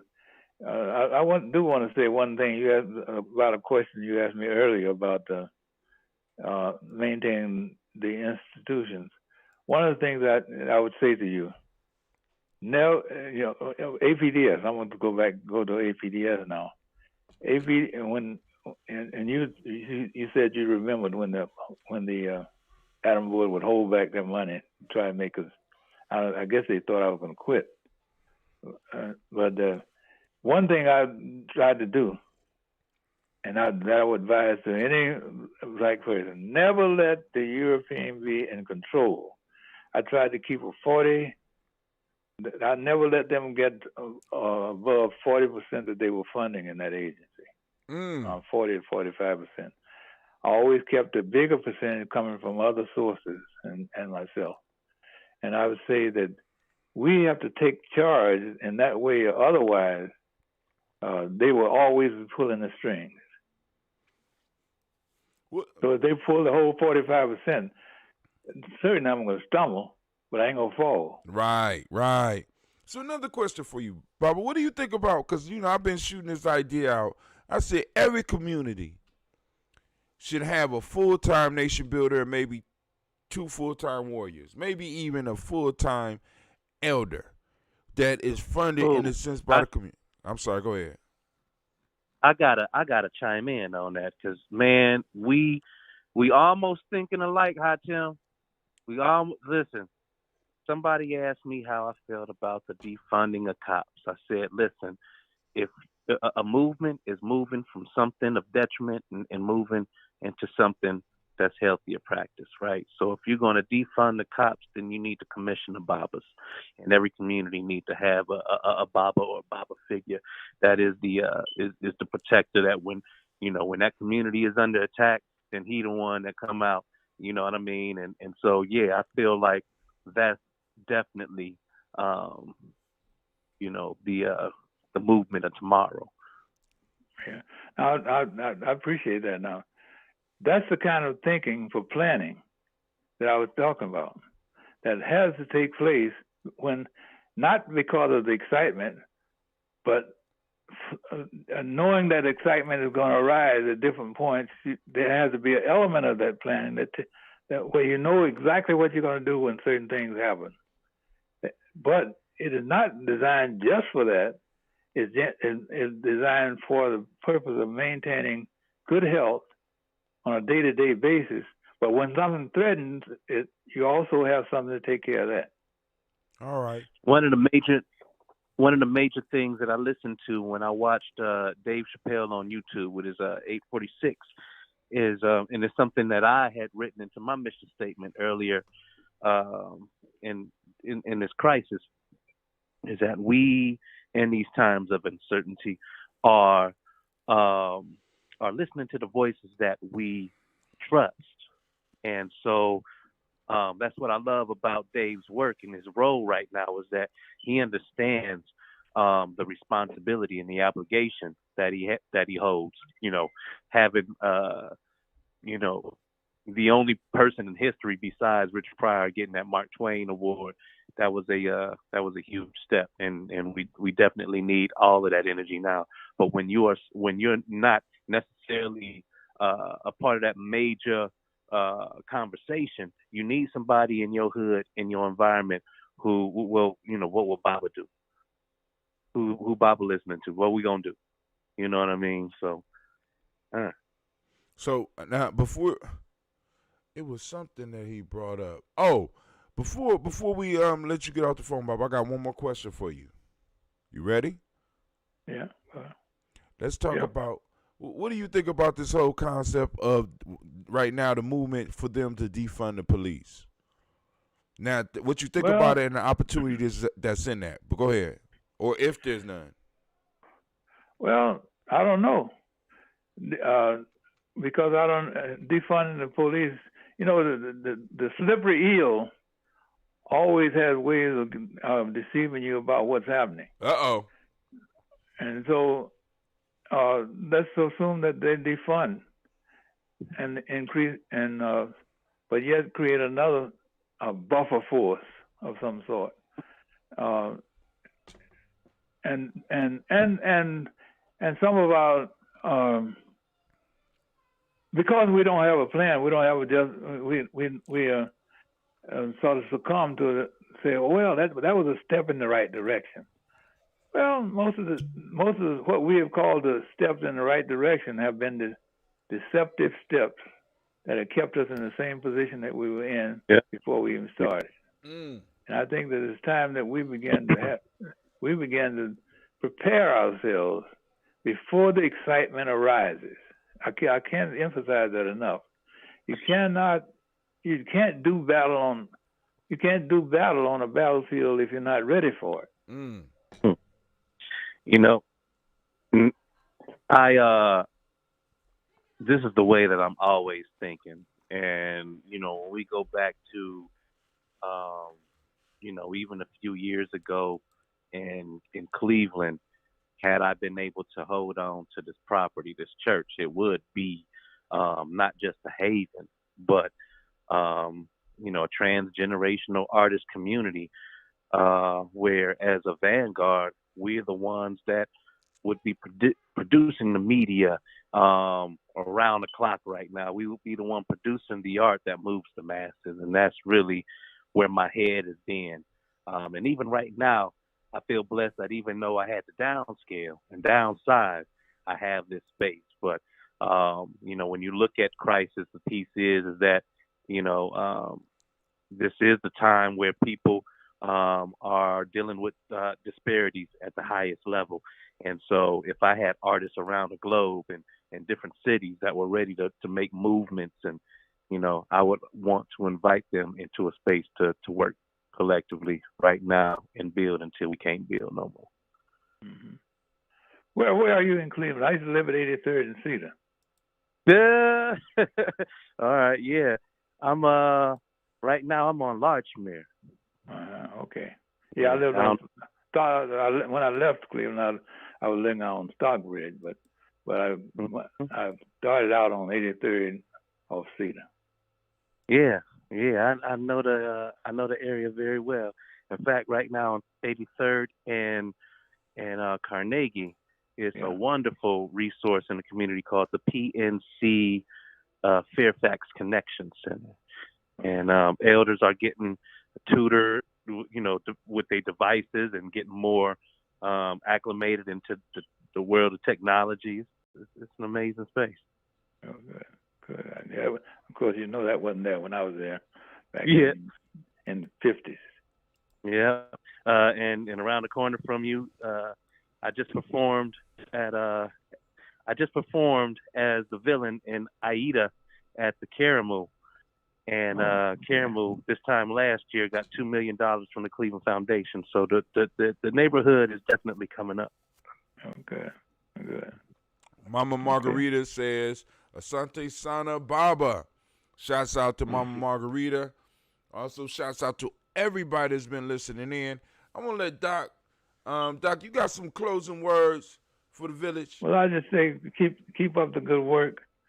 Don't assume that you have answers, but keep working on a plan of action. Don't just study too alone. You say you said don't just study alone. Okay. Study ought to be tied to action that you're planning for, and that you have some unified force, meaning people of the community, without having education stratifications, financial stratifications, or any other kind of caste or class system. It ought to be people who are from the community that you have confidence will work together to take the action that you need to take. Now, and finally, I would just say those 63 squares that I was talking about are just a theoretical way of thinking about principles and areas of life that I think we need to make sure that those principles interact with those various areas of life if we are serious about planning for future growth and development. Barbara, listen, I'm be in contact with you about them 63 squares. Get ready, man. So family, I want to thank everybody for tuning in. I want to thank the Barbara for giving us his time, because I think we have another meeting with you on the 30th. coming up. So I don't know if you know about it, but well, I saw a flyer, and I got to find out what that's about. Welcome to my life, man. I be seeing my names on flyer. I be like, oh, I didn't know about this. But anyway, we building, and I want to thank you for what you have poured into us, not only tonight, but in the past. Know that you always welcome here on Gye-Nyame Journey. And also, family, let me go. I want to make sure I get this title up because Doc, we will be releasing another book. I just want to go and finish up some talks with Doc, but we got another book coming out. And then also, is it true that you might be dropping so you want liberation. So you want liberation with Gye-Nyame Journey through the digital stuff? Yeah, I'm going to do that. I'm going to do that part, but I'm also going to have a revised a second printing of the book itself. And I was saying to you that the well, I don't know what you want to do in terms of your activity, but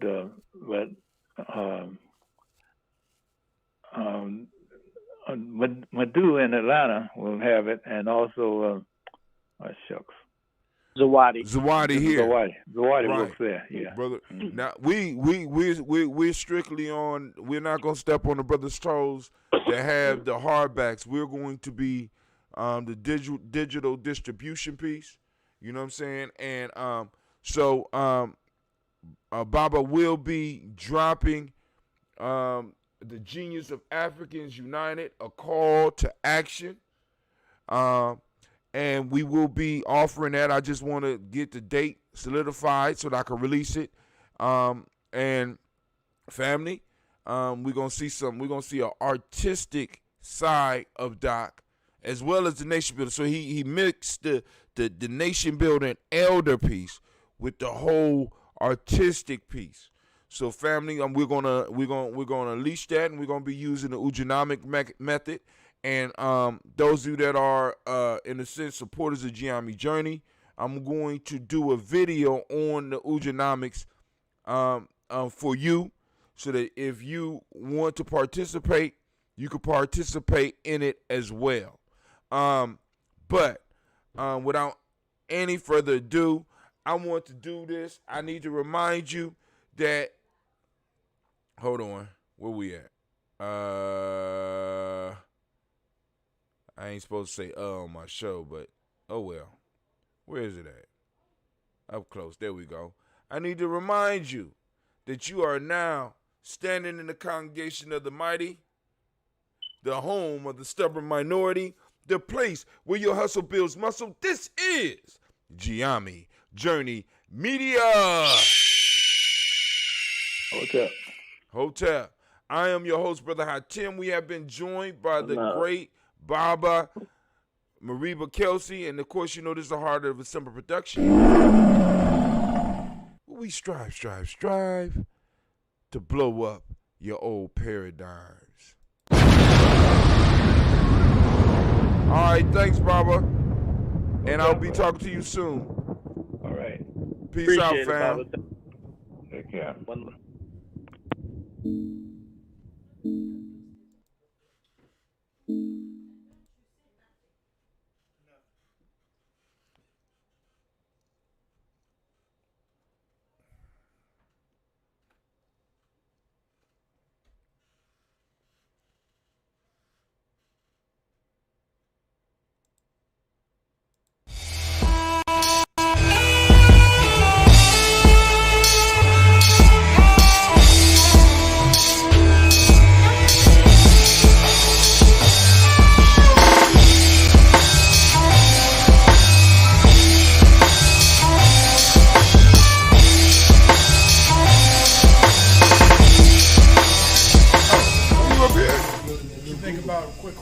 Shouts out to Sister Sharika. I heard Bob Johnson said he's talking to the higher powers, I guess the government, about reparations. I guess the numbers that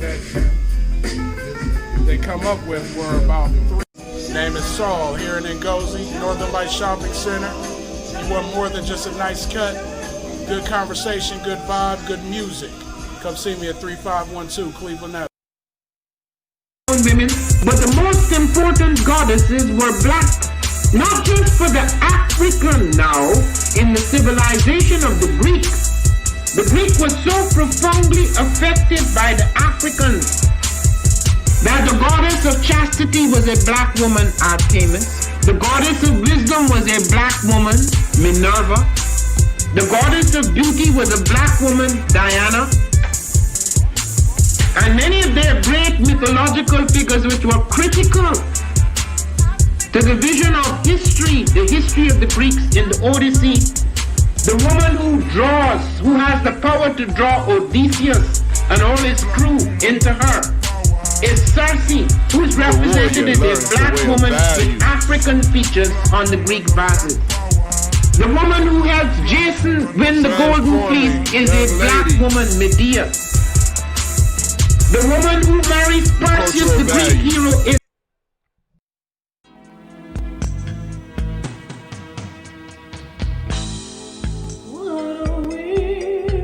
After over 75 years of organizing experience and 95 years of life, the elder of the Tawi family village, Elder Mariba Kelsey, has put together a special report. 11 steps, consideration for empowering African-centered organizations. 11 key steps to building up liberation-based organizations. Available on MaribaKelsey.com. That's MaribaKelsey.com. That's MoribaKelsey.com.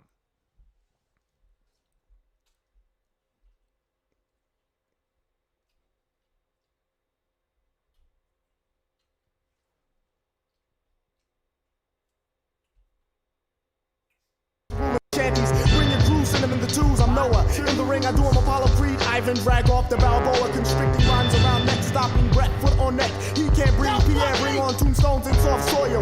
Be all you can be, it ain't much. Ask any GI, I'm the builder, gets them caught up in the clutch. There's no survivors when they fuck around with the do or diver. Oh my god, Rizzo Rizankin is the wire.